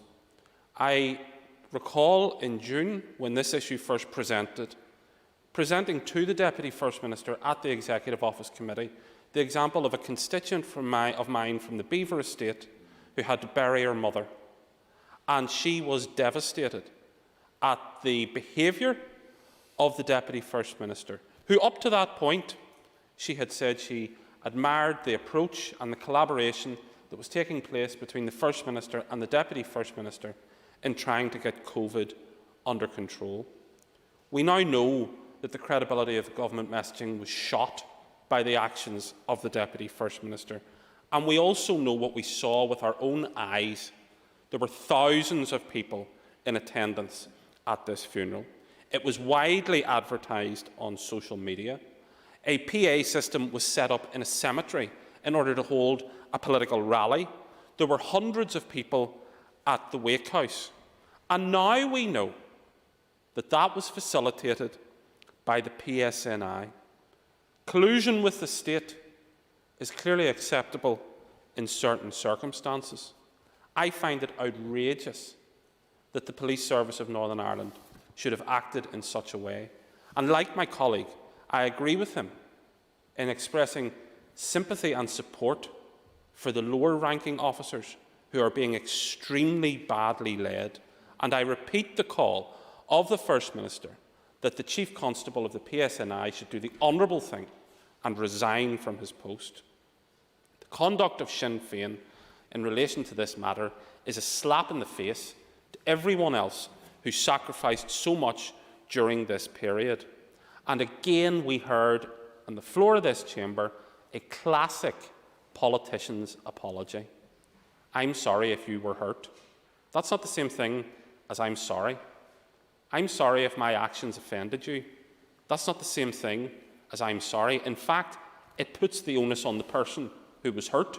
Well, it's your fault that you're offended, but I'm sorry for that. People can see through such weasel words. The people who have been fined or cautioned or threatened with fines or had their access to beauty spots or other places restricted are now well within their rights to demand their money back, because it is now accepted principle in Northern Ireland that ignorance of the law is a defence. And if that is the case, then the PPS has fundamentally undermined their own credibility. The thing that sticks in people's craw most about this is that it reeks of a policy of entitlement and privilege. Do as I do, do as I say, but not as I do. And people have had enough of being governed like that. I recall the comments of the Deputy First Minister defending fines being issued to Black Lives Matter protesters. She said it was the right thing to do because we're trying to control the spread of the virus and the virus is killing people. She said that in the context of Black Lives Matter protesters. But seemingly, when Republican royalty die, that principle no longer applies. And I accept that the Deputy First Minister referred to Mr Storey as her friend. And that's her right, that's her privilege. But there are other people who, because of policies and restrictions that she authored, weren't able to give their friends or their loved ones the send-off that they would have wanted. The hypocrisy is astonishing. Michelle O'Neill should resign. Thank you. And I call Dolores Kelly. Thank you, Mr Speaker. I would have to say that having to stand here today doesn't fill any of us, and certainly not me, with any great sense of joy.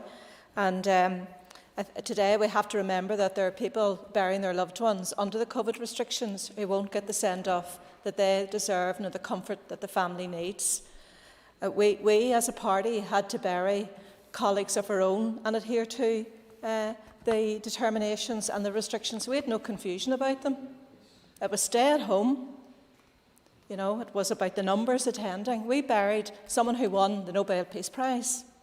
We buried John Dallett, a man who gave his whole life to public service without any political elitism or trappings that others did not receive. Members across the way buried recently their party colleague, Jimmy Spratt, another man who dedicated his life to public service. But the political elite in here are the members to my right. They have set themselves above all other followers of the rules and regulations in society today. And I regret the fact that the police are being the boys and girls caught in the middle, because today there are police officers out on the beat protecting people in our community and putting their lives at risk. So it's not right that they have been put in this position. But and the PPS made it very clear that there was a lack of clarity over the regulations and interpretation. Who signed and put into law those very same regulations and restrictions? And I too did not hear, and I will give way to Ms O'Neill if she wants to make a fulsome apology here for offending not only people in this House, because this is not a green and orange issue, Mr Speaker. This reflects the anger and hurt that is right across the community. People who could not go and call at a house and give comfort to people that lost, families who had to draw lots to see who could attend their family member's funeral or not. And yes, there are questions for the police to answer. I'm just finished a meeting of the policing board in private, and there will be opportunity in public later on to hear the Chief Constable and the senior officer team being held to account for their decision making, and it is right and proper that it has done so. But the members to my right have questions to answer. I don't know what part of the public message on the motorway, as many of them drove down the M1 to go to that wake house or to go to that funeral, that did not know what stay at home meant, because the rest of us knew. The rest of us have stayed at home. The rest of us have sacrificed alongside our friends and neighbours and people right across this community. The political elitism, the arrogance that's within Sinn Féin is beyond belief. And I still have time if Ms O'Neill wants to stand and give her apology, or indeed Mr Murphy. I don't hear it.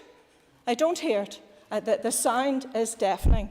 Mr Speaker, we have seen reports in the papers, and we've heard people who don't normally be on the airways at all say how deeply hurt and how angry they are by what has happened. And it is right that that anger and that is acknowledged, and that hurt is acknowledged in this chamber, the chamber where people are elected to represent the voice and to be the voice of the people. So it's right and proper that this is the only democratic chamber. And if people had anything about them that would reflect on their actions and what they've said, you know, last year, just in the run-up to Christmas, there was a scandal in the south of Ireland, in Clifton, and it's actually last July, in what's now known as Golfgate. Mary Lou MacDonald said that it was chaotic and unstable government, and that people must and should be held to account. Do those same principles not apply in the north? Is that a petitionist attitude from Sinn Féin?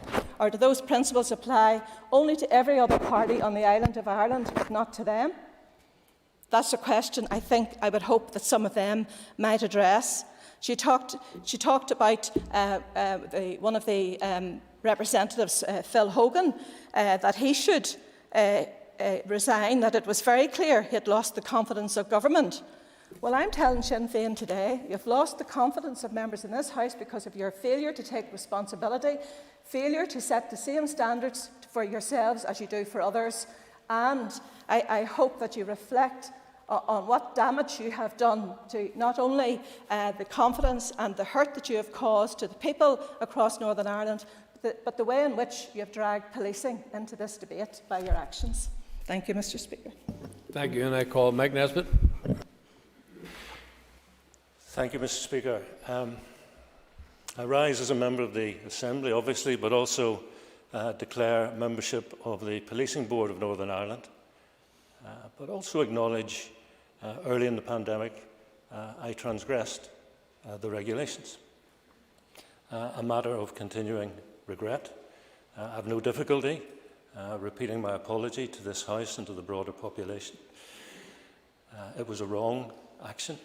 And I resigned as Deputy Chair of the Committee of the Executive Office because I felt it was untenable to continue in that role.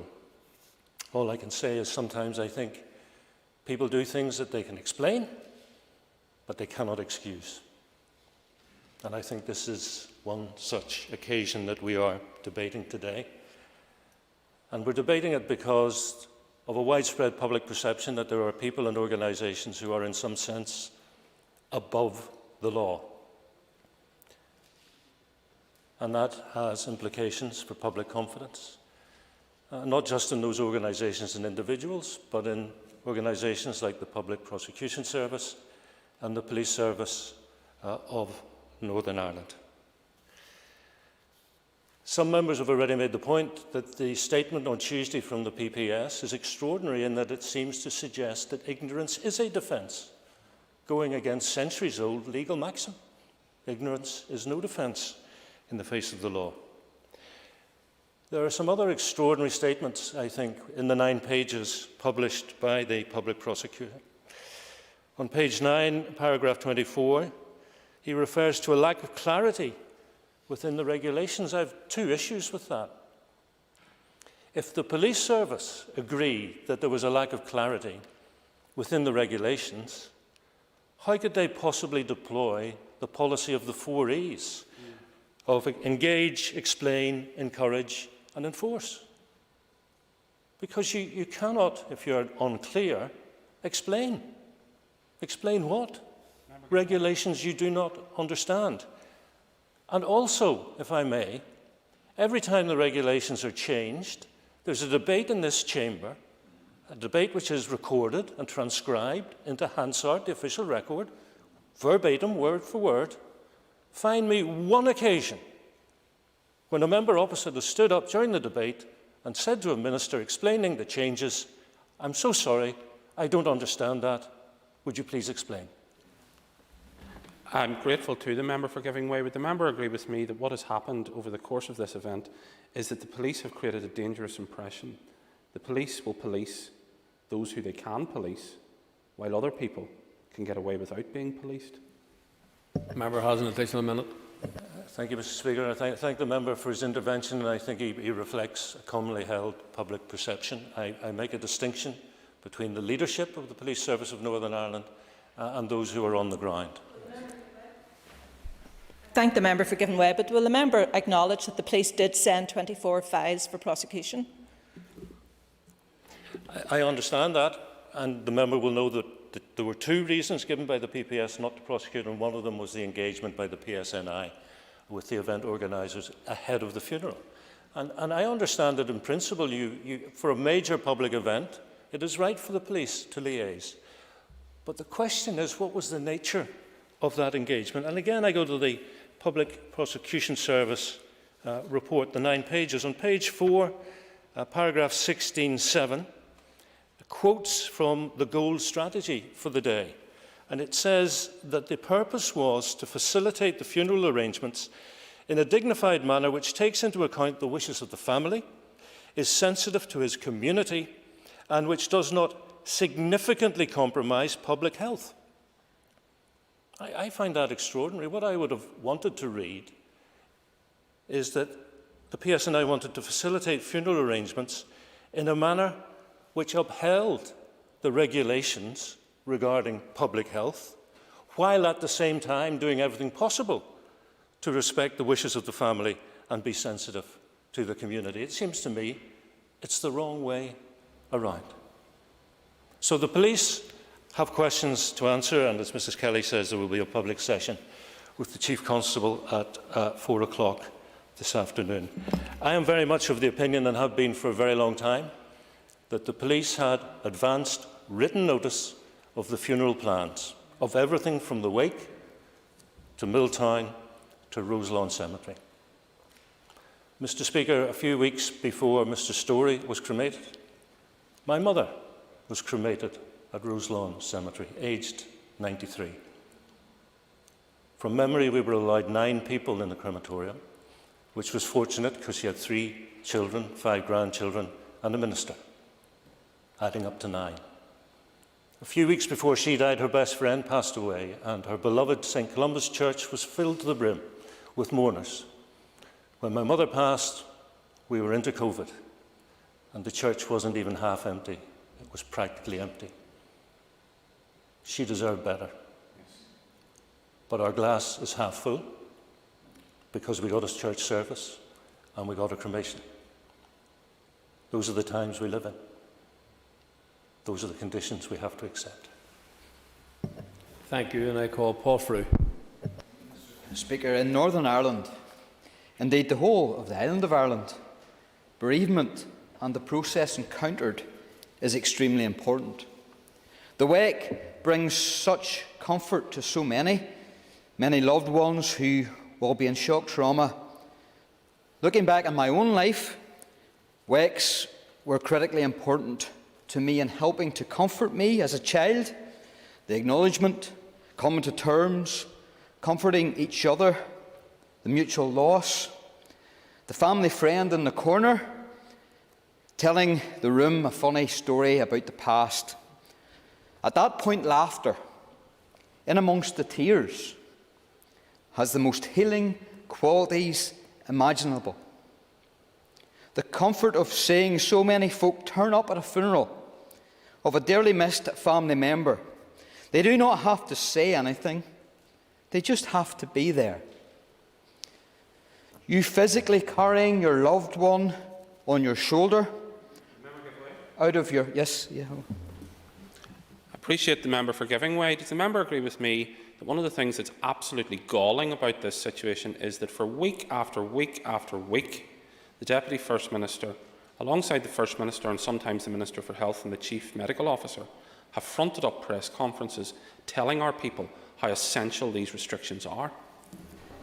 Thank you, Mr. Speaker, and thank you for the intervention to my colleague. When you physically carry your loved one on your shoulder, out of your home place, along your local street, on their last journey, arm in arm with your brothers and cousins, it has a profound significance. Witnessing the burial of a loved one, no matter the weather, has a lasting anchoring in the mind to the place and time. A connect that will never be broken as long as you live. It is in this context, Mr. Speaker, that we find ourselves in this horrendous situation, whereby a political party, whereby ministers in the executive, whereby MLAs in this place corrupted and copper-fastened that sense of loss in people who have been deprived of that relief. 12,000 multiplied by many times. That's the immeasurable number of people who have been impacted by the actions of Sinn Féin. It's not only anger that has gripped the people of Northern Ireland. It's not only frustration. It's a deep sense of sadness and depression. But more hurtful and impactful than that, Sinn Féin has spread a cloak of regret and, dare I say, a sense of guilt to all those people who buried loved ones without giving them the funeral service they deserved. All these families who sought guidance from undertakers into what could and couldn't take place. All those families who sought guidance from the local minister and priest of what could or couldn't take place. All those families and individuals who had to choose which brother, sister, cousin, nephew and niece could attend or not attend. How cruel is that? How cruel are these restrictions? How cruel is Sinn Féin? All these families and individuals knew or sought advice. They were all too aware of the restrictions.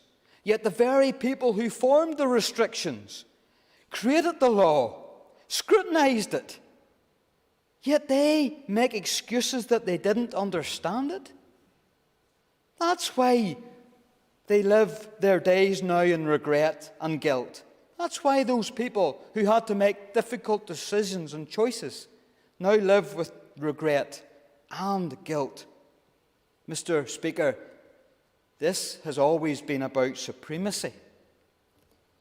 When mourners were locked out of Roselawn, Sinn Féin were parading in their thousands down the street, organising sham funeral orations in Milltown, the place where the remains were not even interred.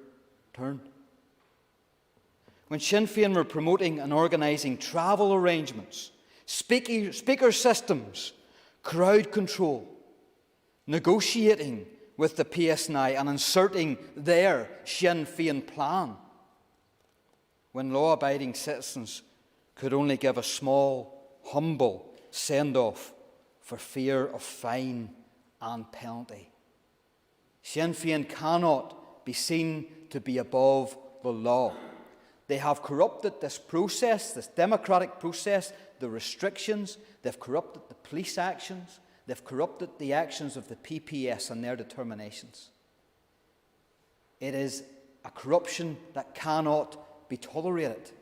This is not 1930s Nazi Germany, and nor should our people have to live in that world. Thank you. Thank you. And can we now bring Naomi Long on screen, please? Can I invite Naomi Long to make her contribution? Thank you, Mr. Speaker. And I thank members for the contributions that they've made to this debate already today. I really regret that we are having to have this discussion 8 months after Bobby's story was laid to rest. But it is necessary that we do so, because we have yet to have the unequivocal, unambiguous apology for the actions of the Deputy First Minister, of the Finance Minister, and indeed of Sinn Féin collectively, for the blatant breach of the regulations which took place.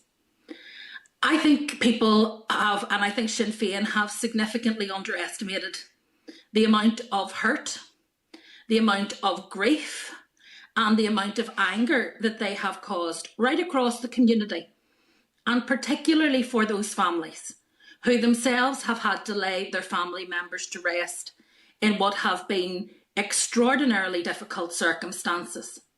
We have seen people who went to hospital, who never got to hold hands with their loved one again after that point, who never got to journey with them on their final journey to the crematorium or the graveside, and who have been profoundly hurt, but also, I believe, profoundly damaged by what has been an incredibly painful experience.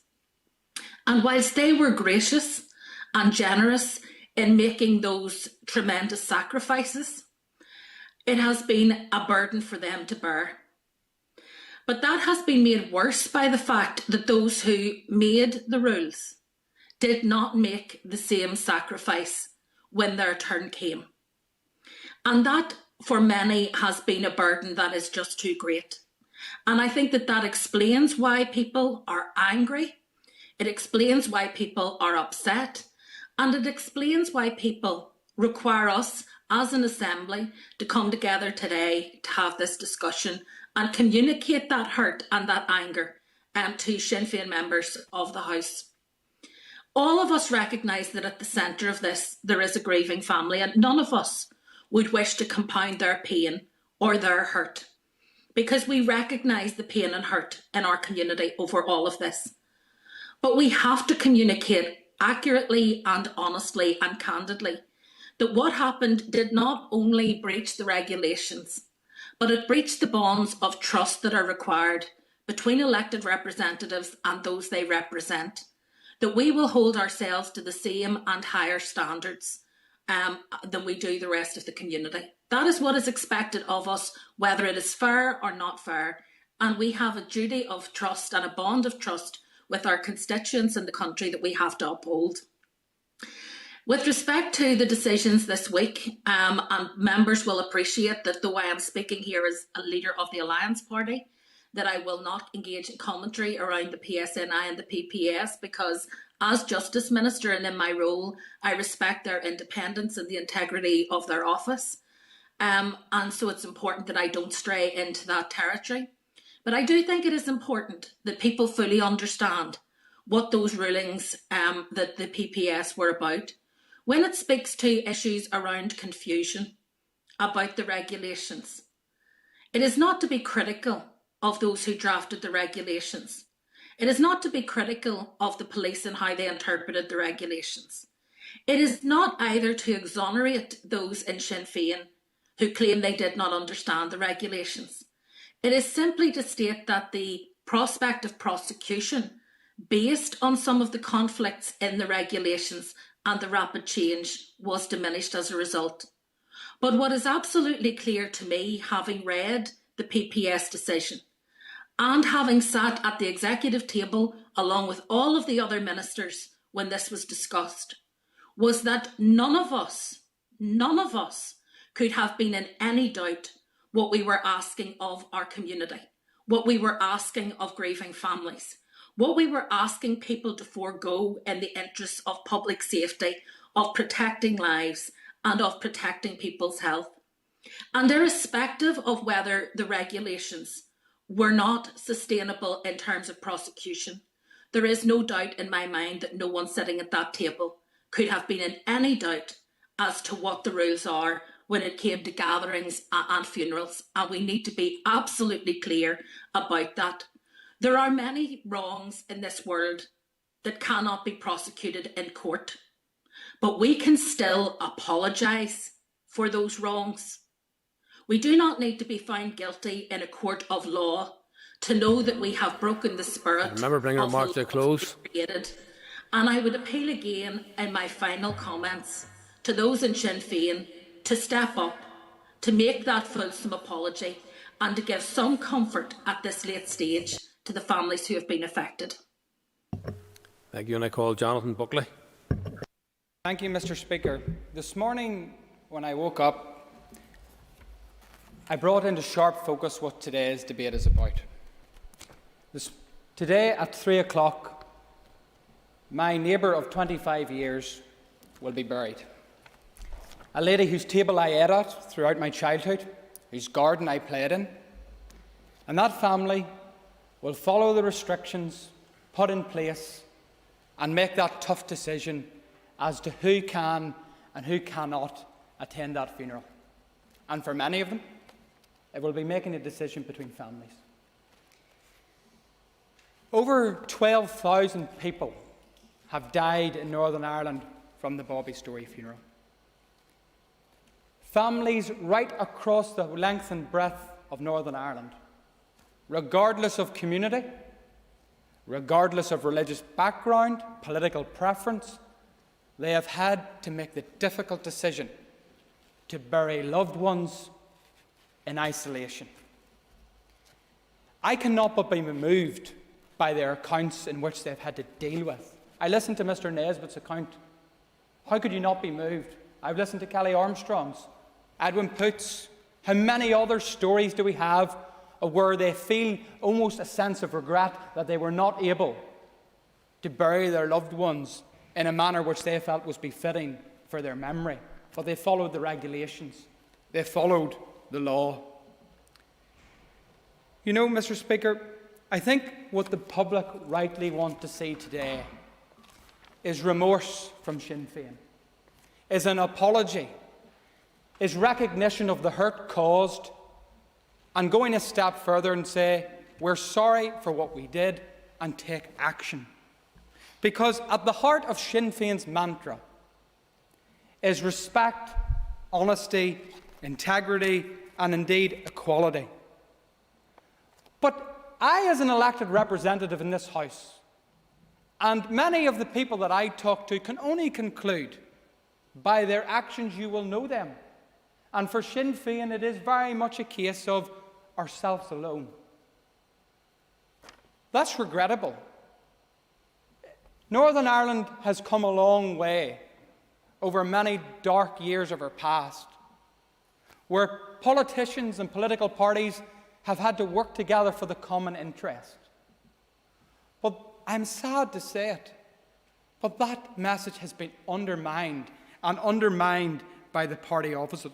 We've all had to play a part, a shared effort, and obeyed life-altering circumstances, even at the behest of social and economic well-being. Few in society have been confused by the term lockdown, but we are expected to believe that 24 Sinn Féin representatives were blissfully unaware that the rules applied to them.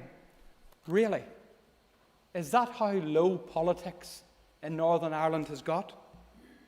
Any prosperous and free society relies on a fair police and a just law. So we are right to examine the police actions throughout all of this. Because by the 24th of June 2020, police were aware that Sinn Féin were preparing a management plan for the funeral, and police intended to comply the plan in terms of public safety and traffic management. Listening to the Nolan show yesterday, when I listened to ACC Todd give an account of how he policed that operation, I, like many other members, were confused. Who was ACC on that day? Was it ACC Todd or was it ACC Jerry Kelly? Because the public are rightly asking the question today. Who was in control? Because it certainly wasn't law enforcement. In fact, policing responsibilities were handed over to Sinn Féin, which was an absolute dereliction of duty. I will. The member giving way, the police having surrendered the streets of West Belfast to Sinn Féin, then justified not intervening because there would have been a real threat of violence. Is that not outrageous for the police to use that as an excuse for handing over the police to Sinn Féin to manage? Member has in place a minute. Thank you, and I think the member nails the point very well. Because let's face it, where was the efforts to engage? Where was the efforts to explain, encourage and ultimately enforce the regulations during Bobby Story's funeral? Their conduct only serves to draw the conclusion that many have sadly come to, that Sinn Féin are above the law that they set. The Chief Constable has to consider his position. He has to go, because there is a crisis of confidence, and members need to take note of that. But the senior police leadership team, and I've mentioned ACC Todd, a man charged with the task of upholding the rule of law, abided and abated the breaking of the law, he let down and undermined the very police officers that have had such a difficult job throughout this COVID. We've asked them to do some incredibly difficult things. In closing, Mr. Speaker, we were told and heralded the new decade, new approach. There has been a new decade, but there's no new approach. And Sinn Féin need to reflect upon the damage that they have done to Northern Ireland society by their actions and by their failure to own up, recognise their misgivings and deal with the situation. Thank you, Mr. Speaker. Thank you, and I call Matthew O'Toole.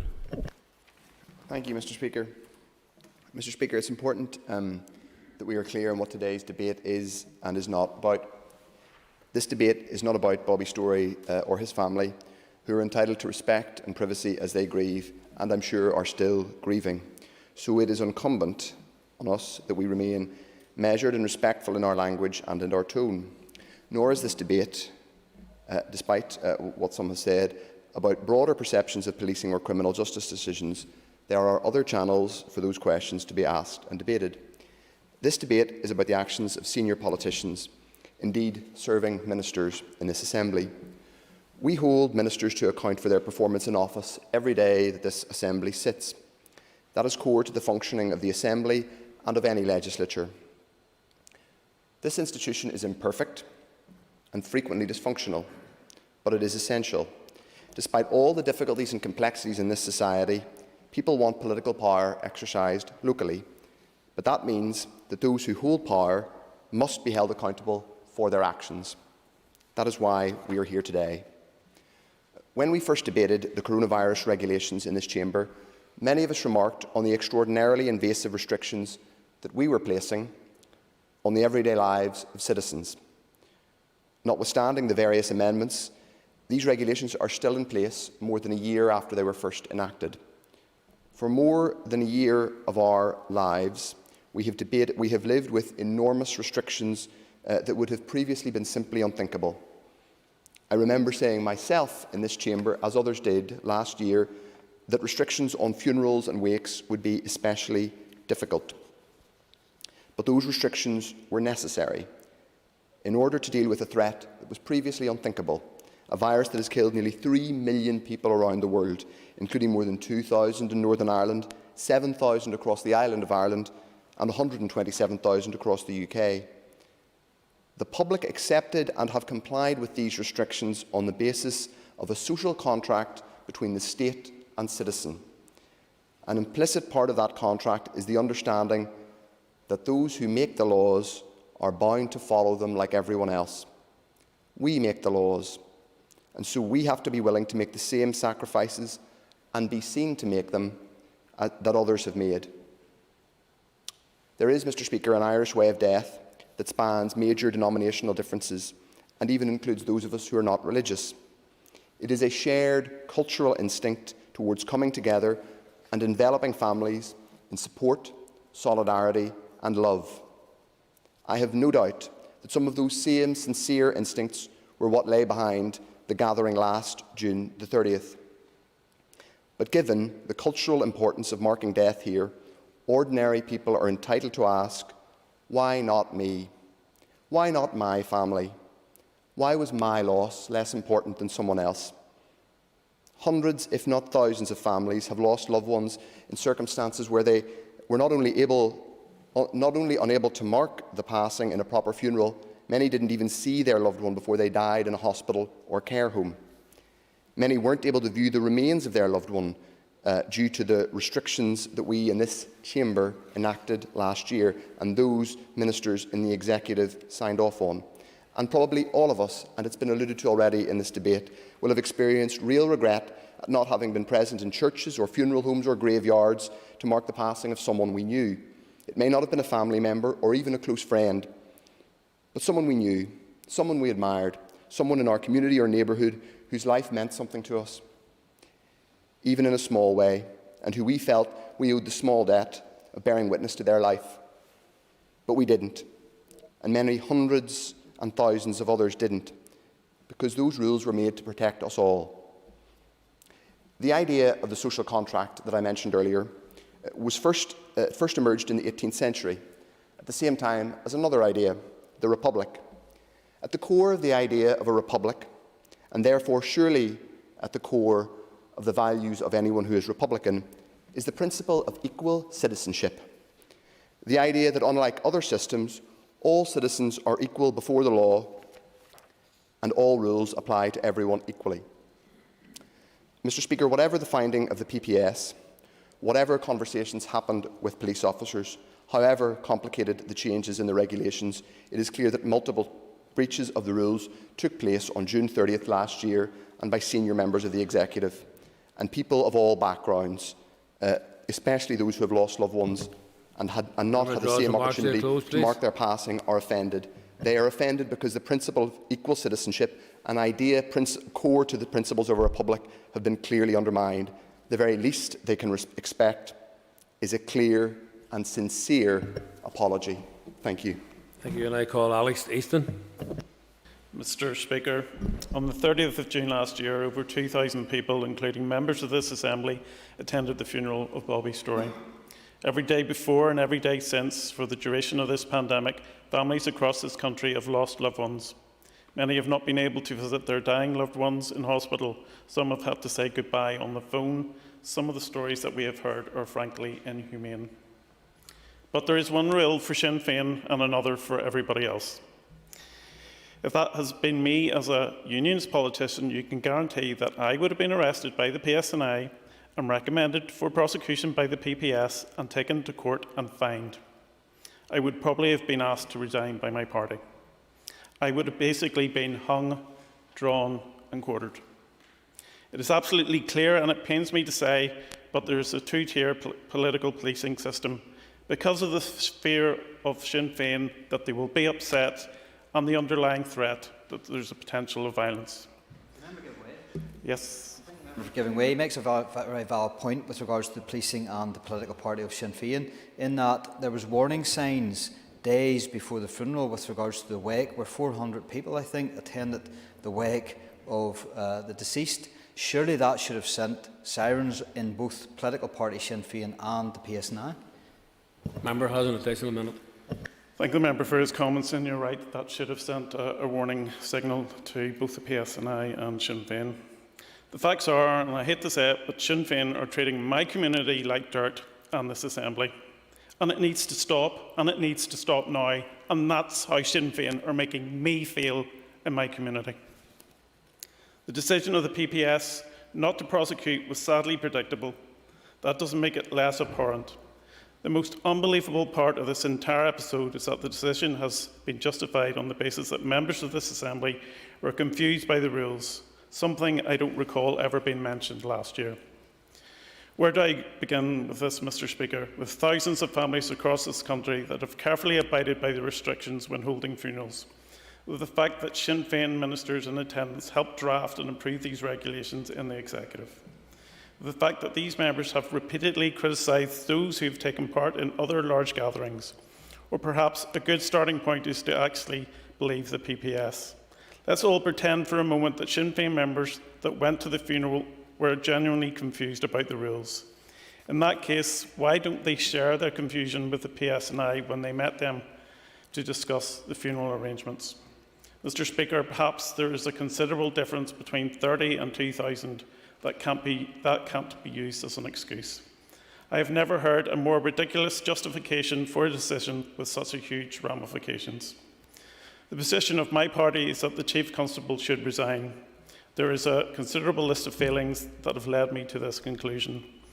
This is not an orange or green issue. People on all sides of the constitutional debate are rightly angry about what has happened, and many have lost faith in the Chief Constable. However, it must be said that the Union's community in particular has lost confidence, especially in the Chief Constable, and policing here relies on cross-community consent. The Chief Constable appears oblivious to the damage that has been done to the Unionist confidence in policing, and this is the latest in a catalogue of mishaps by the Chief Constable. There's been long talk of a two-tier policing in Northern Ireland, and those at the top of the police insist that this is not the case. Yes. I'm grateful to my colleague for giving way. Would the member agree with me that what we have here is not a case of confusion, but actually collusion? They plotted and conspired jointly, the police and Sinn Féin, to put in place the arrangements for this funeral. Yes, there's absolutely no confusion whatsoever. If it is mere perception, then how does one explain the Story funeral and the subsequent investigation? Well, compared with how the Unionist community have been treated, the Chief Constable still does not seem to grasp the political repercussions of how this has been handled. On another matter, the Deputy First Minister was only interviewed 5 months after the event took place. Meanwhile, the PSNI continue to issue on-the-spot fines to members of the public and can arrest loyalists within 3 days for alleged breaches of COVID regulations. They normally do so with less evidence than we have for Sinn Féin members attending that funeral. There is a picture of the Deputy First Minister at the funeral with a man's arm around her. Some people in this country haven't hugged their mother for years. Policing of this event has made a total mockery of the regulations. The actions of the Deputy First Minister and other Sinn Féin politicians last year undermined the public message, and I have no doubt it reduced public compliance. Yet throughout this most recent lockdown, the vast majority of people have continued to follow the restrictions. The decision not to prosecute by the PPS, I fear, will absolutely shatter compliance with restrictions. As a result of what happened, I've already heard about cases in which people who receive fines are now going to challenge that in the courts. How can they tell members of the public with any authority that their businesses must close, that they must not see their families, and that they must not leave their homes? The public will laugh at us. I would like to conclude, Mr. Speaker. The apology of the Deputy First Minister was not enough and is not good enough. She has failed to acknowledge any wrongdoings on her part. It remains my view that her position is untenable and that she would resign, but you just don't care. The Deputy First Minister has no authority to lecture people on what they should do and should not be doing at present, because the message on COVID regulations have now been shattered. The Chief Constable must also consider his refusal to resign. He should reflect on the magnitude of these events on the confidence in policing Northern Ireland. What happened finally, Mr. Speaker, last June and the decisions in recent days cannot and should not be ignored. There must be serious consequences as a result of the actions of Sinn Féin. Thank you, and I call Jerry Carroll. Mr. Speaker, People Before Profit have consistently opposed police powers to fine and prosecute people for gathering throughout this pandemic, because this virus should be approached with a proper public health response, not a tougher police state. and the Executive utterly failed to deliver the health response we needed, and in imbuing the police with more powers have created the conditions for minorities to be targeted. And when the debates kicked off last year, Mr Speaker, around this funeral, we had no truck, therefore, in calling for prosecutions against Michelle O'Neill or indeed others for attending funerals, particularly when such a spectacularly disparate approach had been taken to other gatherings by those often leading the charge. That is not where the disparities end, though, of course, Mr Speaker.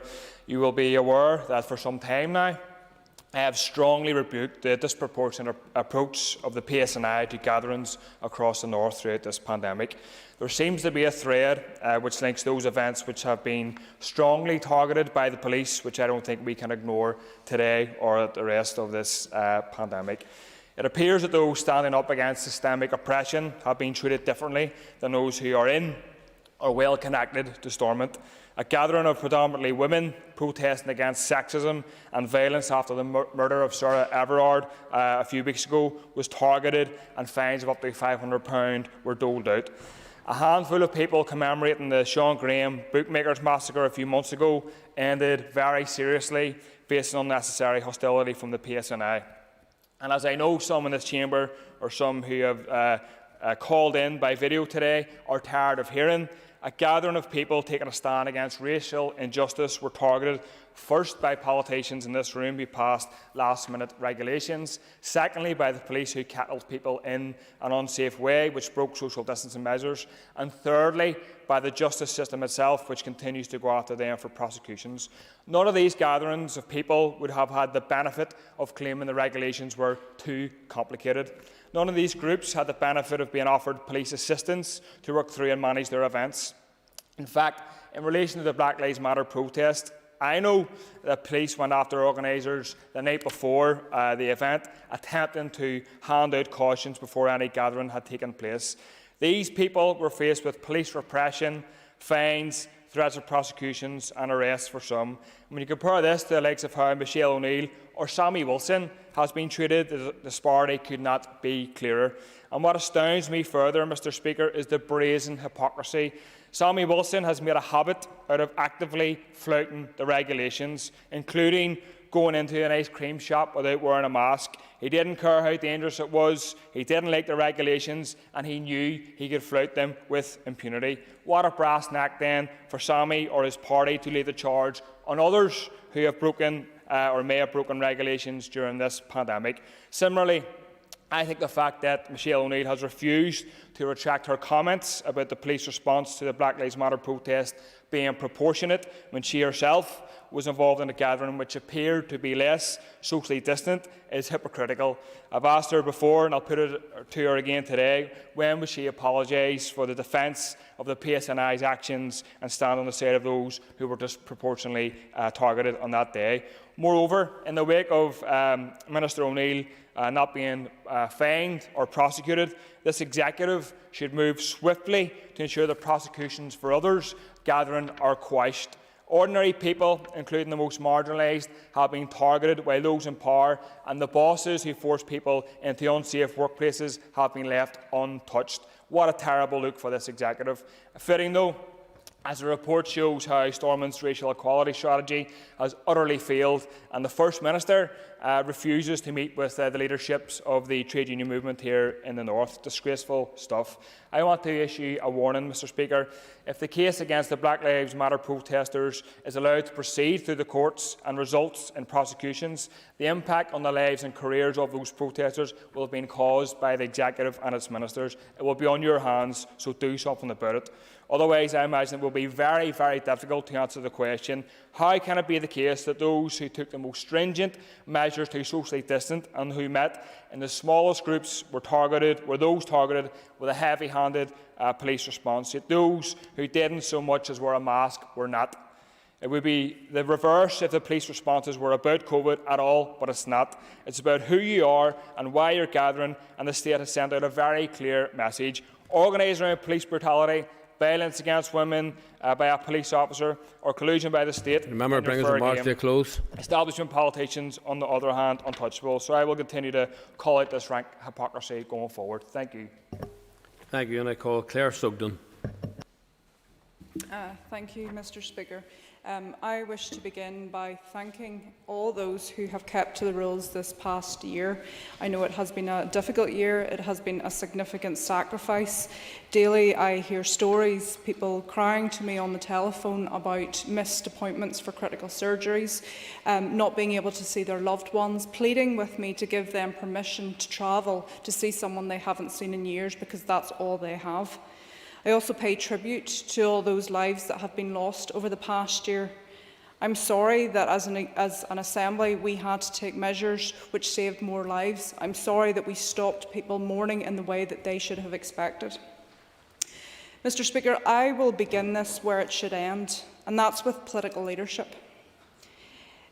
I am so disappointed in the Deputy First Minister and others.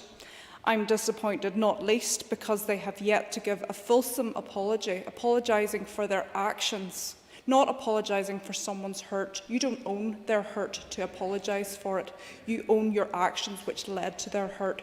So if there was anything meaningful that can come out of today's session, Deputy First Minister, it is that you apologise for what you did, because it leads me to believe that if this circumstance were to happen again, if you had a choice to take in attending another funeral in similar circumstances, you would do it again.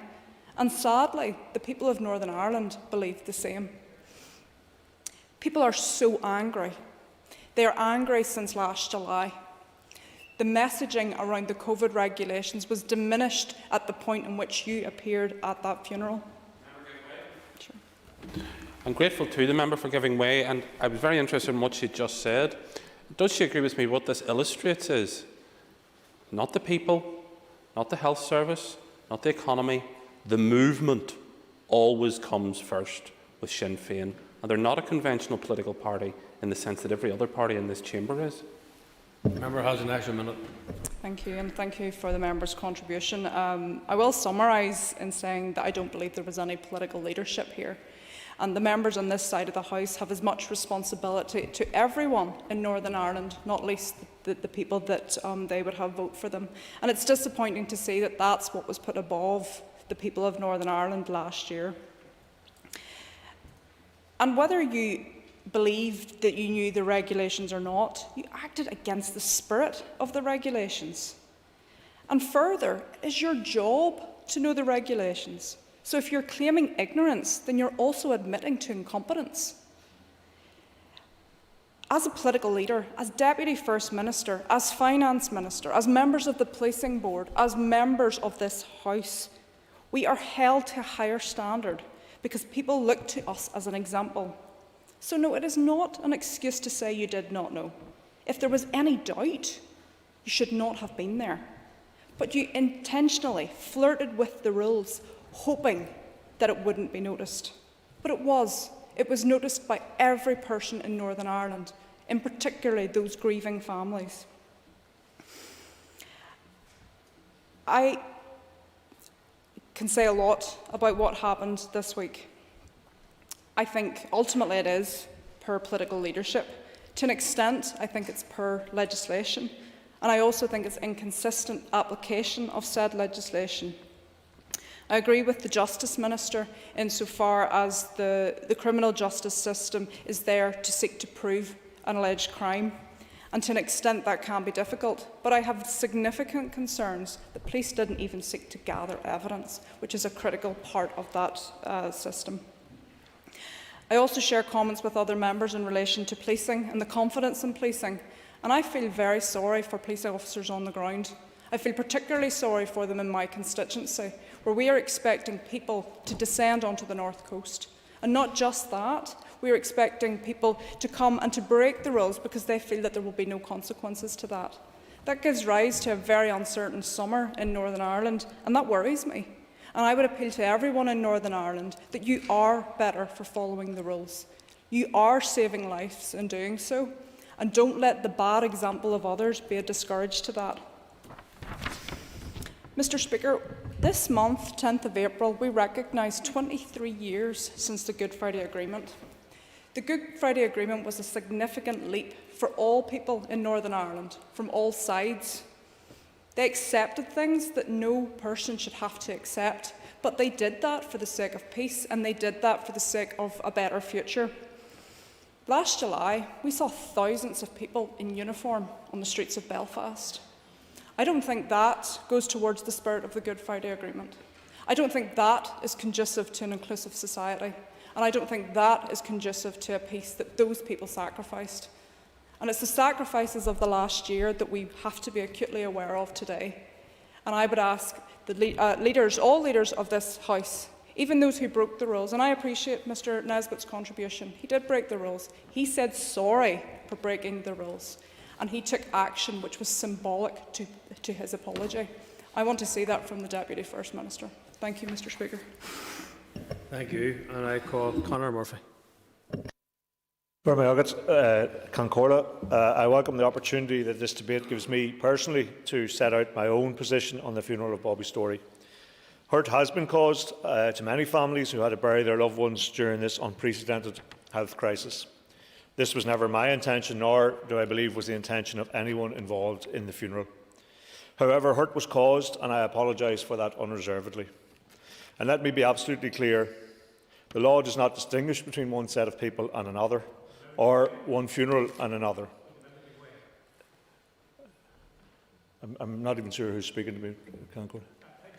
Well, okay, you have your chance to speak later on, and I'll not interrupt you.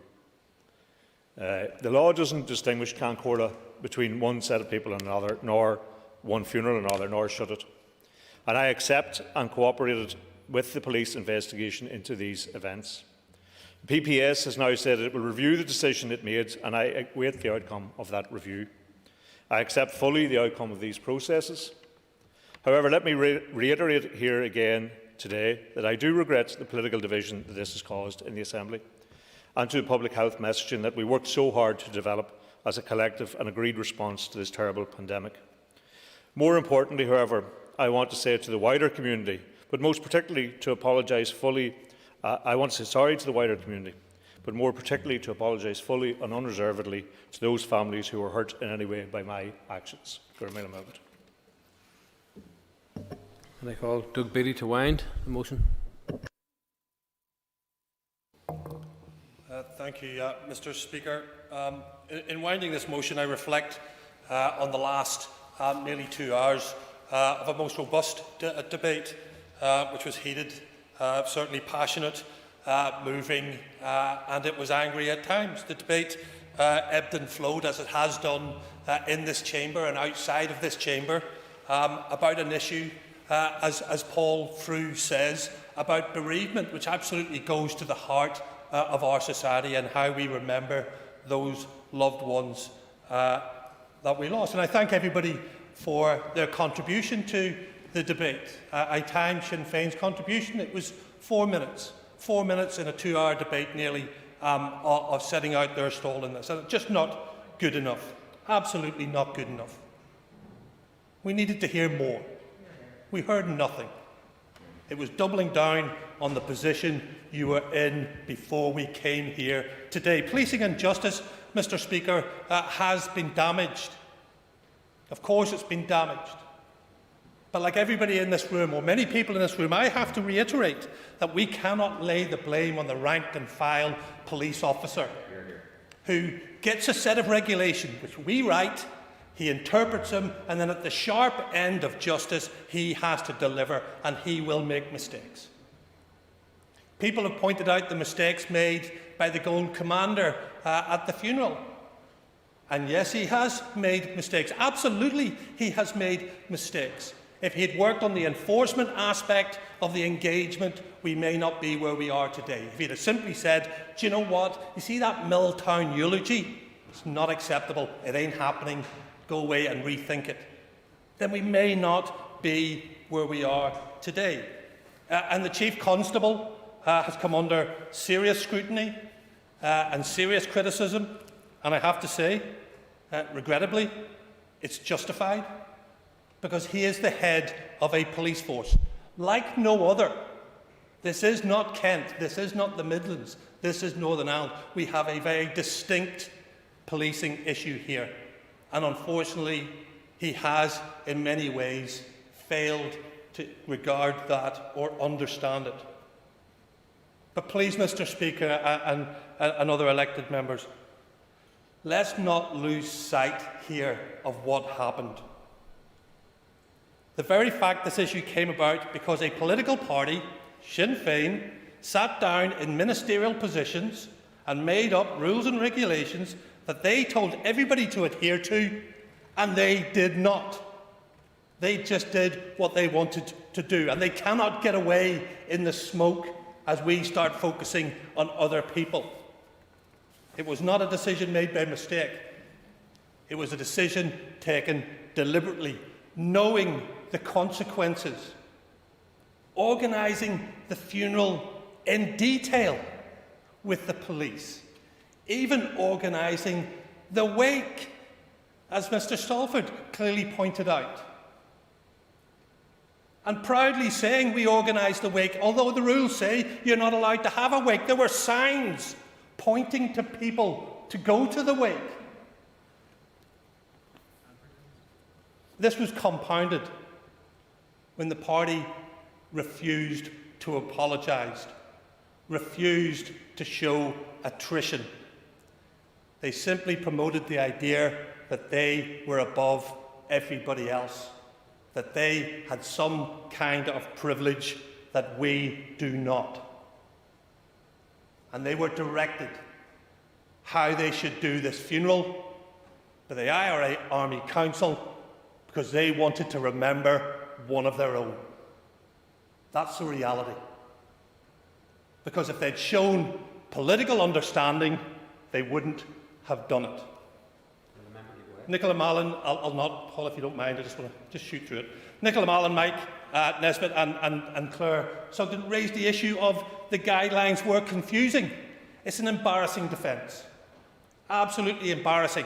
Because if I was going to organise something, no matter what it was, a garden event, anything, the first thing I would do is get out the rules and regulations in my hand and I would reread them. Because I may well have forgotten them over time. It is not a defence. It should never be a defence. It can't be a defence.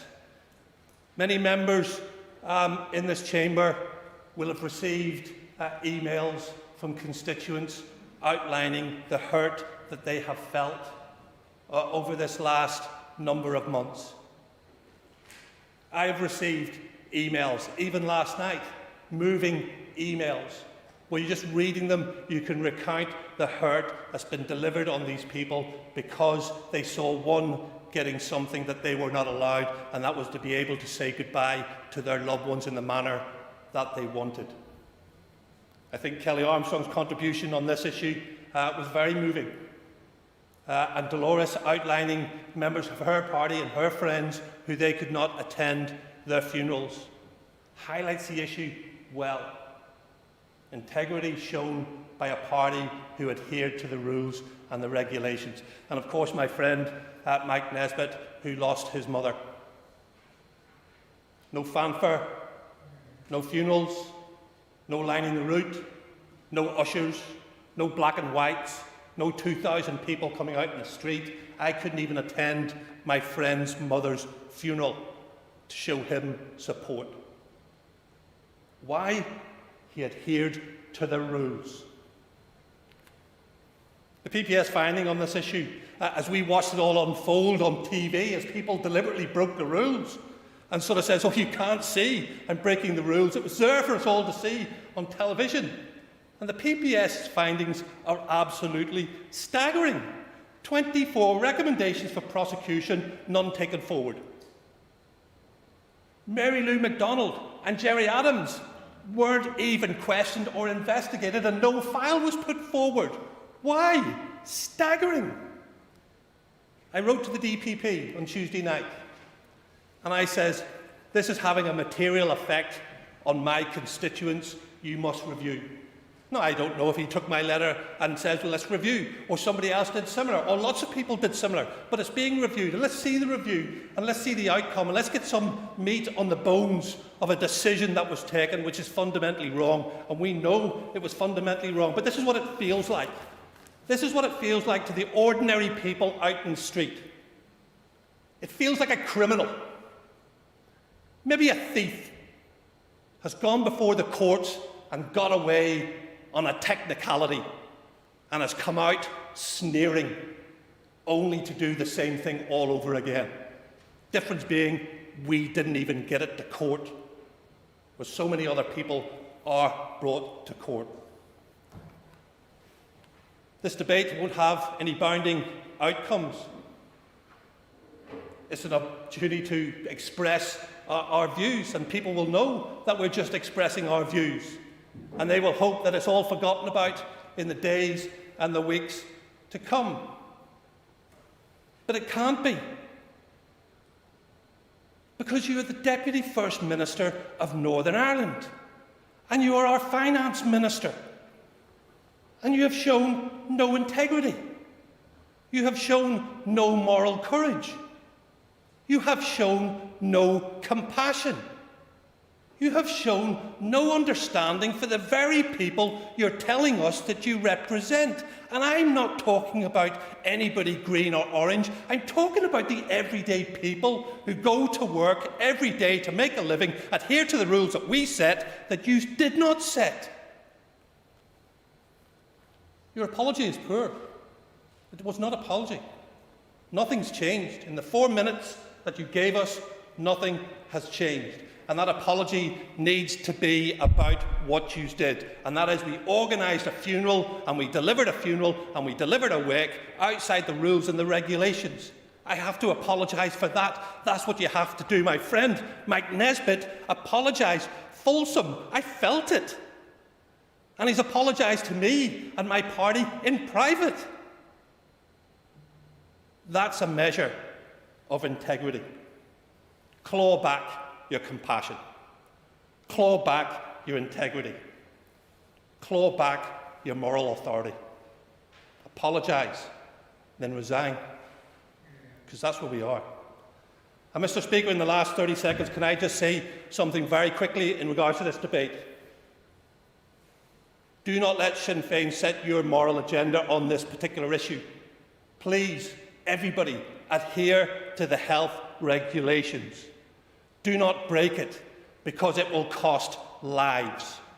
And that breach 9 months ago cost lives. Thank you, Mr. Speaker.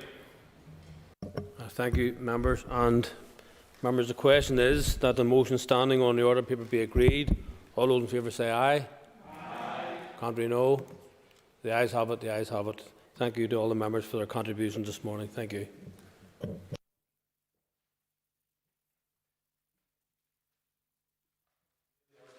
Item 3 on the order of paper is the adjournment. The question is that the Assembly do now adjourn. The Assembly is adjourned. Thank you.